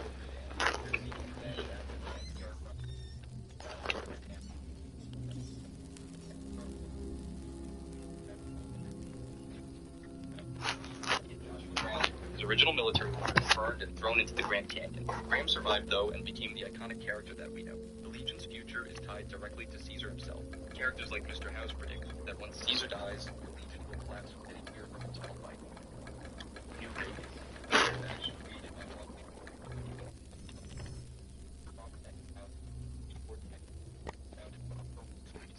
And actually saw the Great War coming and prepared for it. When the bomb finally fell on October 23rd, 2077, his advanced defense systems shot down 59 nuclear warheads and destroyed 9 others with laser cannons, saving Las Vegas from complete destruction. But House didn't just survive, he had a plan. After placing himself in a life support system connected to a supercomputer, he spent decades in a coma before waking up in 2138 to start rebuilding. Now, operating from his sealed chamber in the Lucky 38 casino, he controls everything through his vast army of Securitron robots. The New Vegas faction revolves entirely around House's genius and consists of the 3 families, the chairman, Omertas, and White Glove Society. They run the Strip's casinos under his direction, but his real power comes from the army of Securitron robots that serve as enforcers and ambassadors. He prefers machines that won't question orders or die pointlessly in battle like human soldiers would. Mr. House wants to restore New Vegas to its pre-war glory, then guide humanity to the stars within a century. But unlike other faction leaders who try to copy old governments, House believes democracy is too slow and messy for the wasteland, so he wants complete autocratic control of them.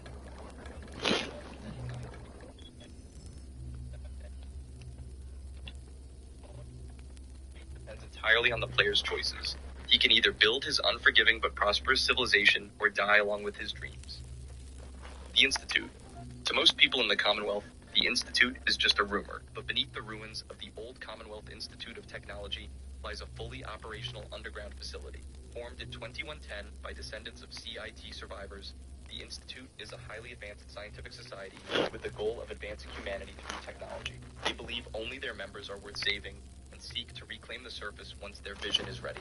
Their efforts center on energy independence, synthetic life, and self-sustaining systems. They're organized into divisions like Advanced Systems, Bioscience, Robotics, and the Synth Retention Bureau. Leadership is handled by a directorate with one appointed director, Father, who in Fallout 4 is revealed to be the sole survivor's abducted son, Sean.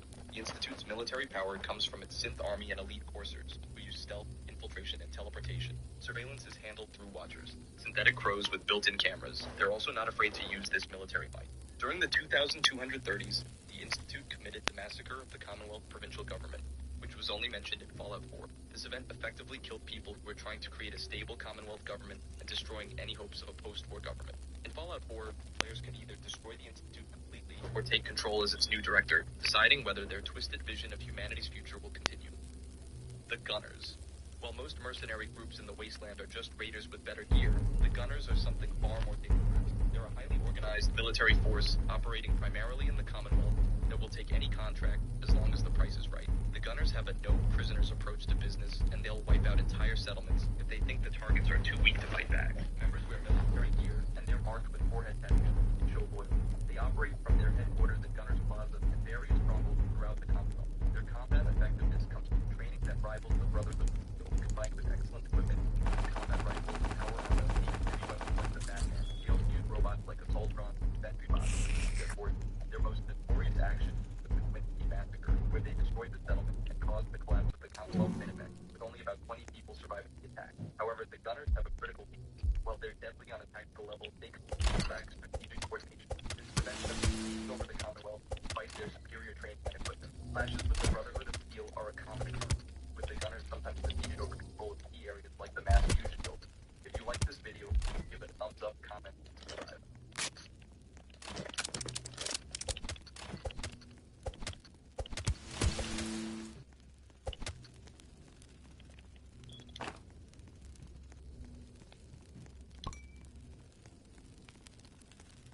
I ain't gonna lie. I might get off. I've been watching Fallout.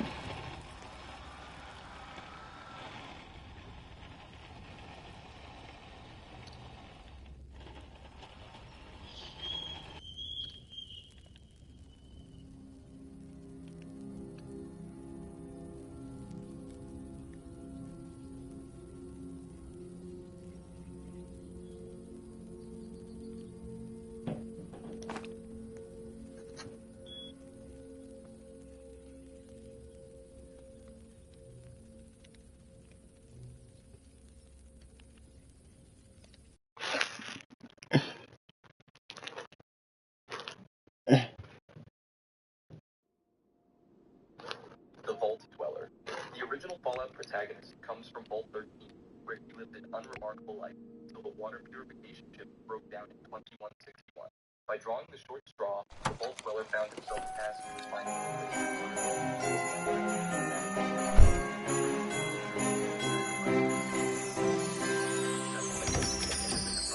and returned it to the vault.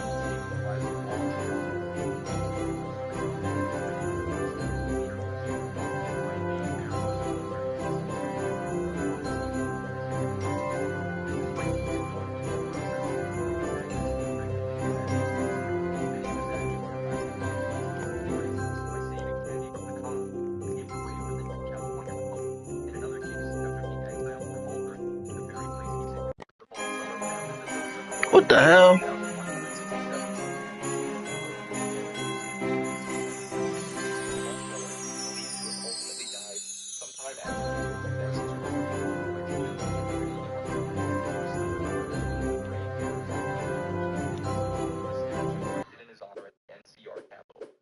For our ranking,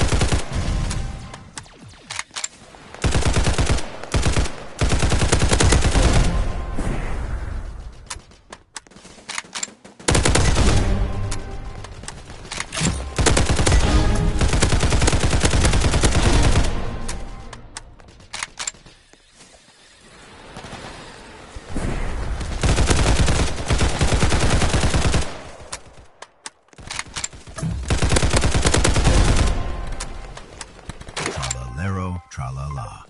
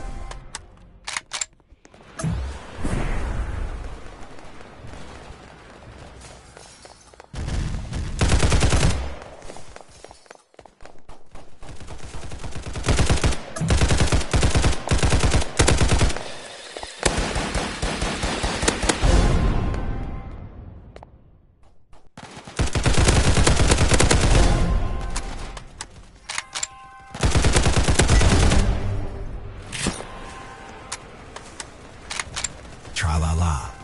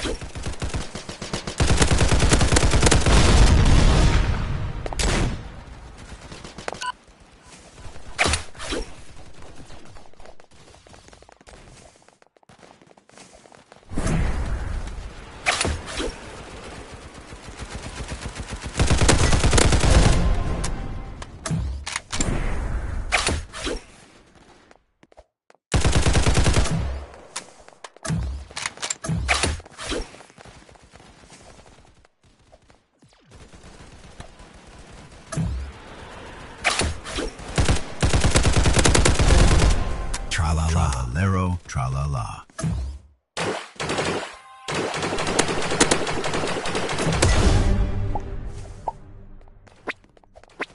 Tra-la-lero, tra-la-la.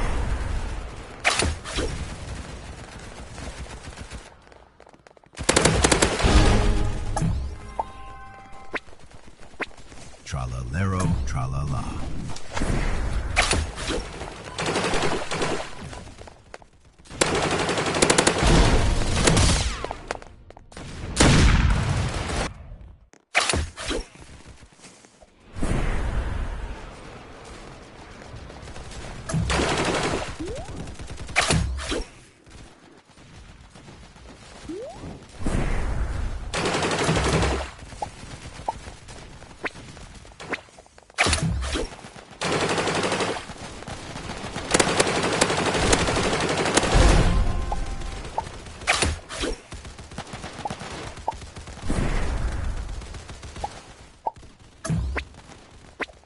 Tra-la-lero, tra-la-la.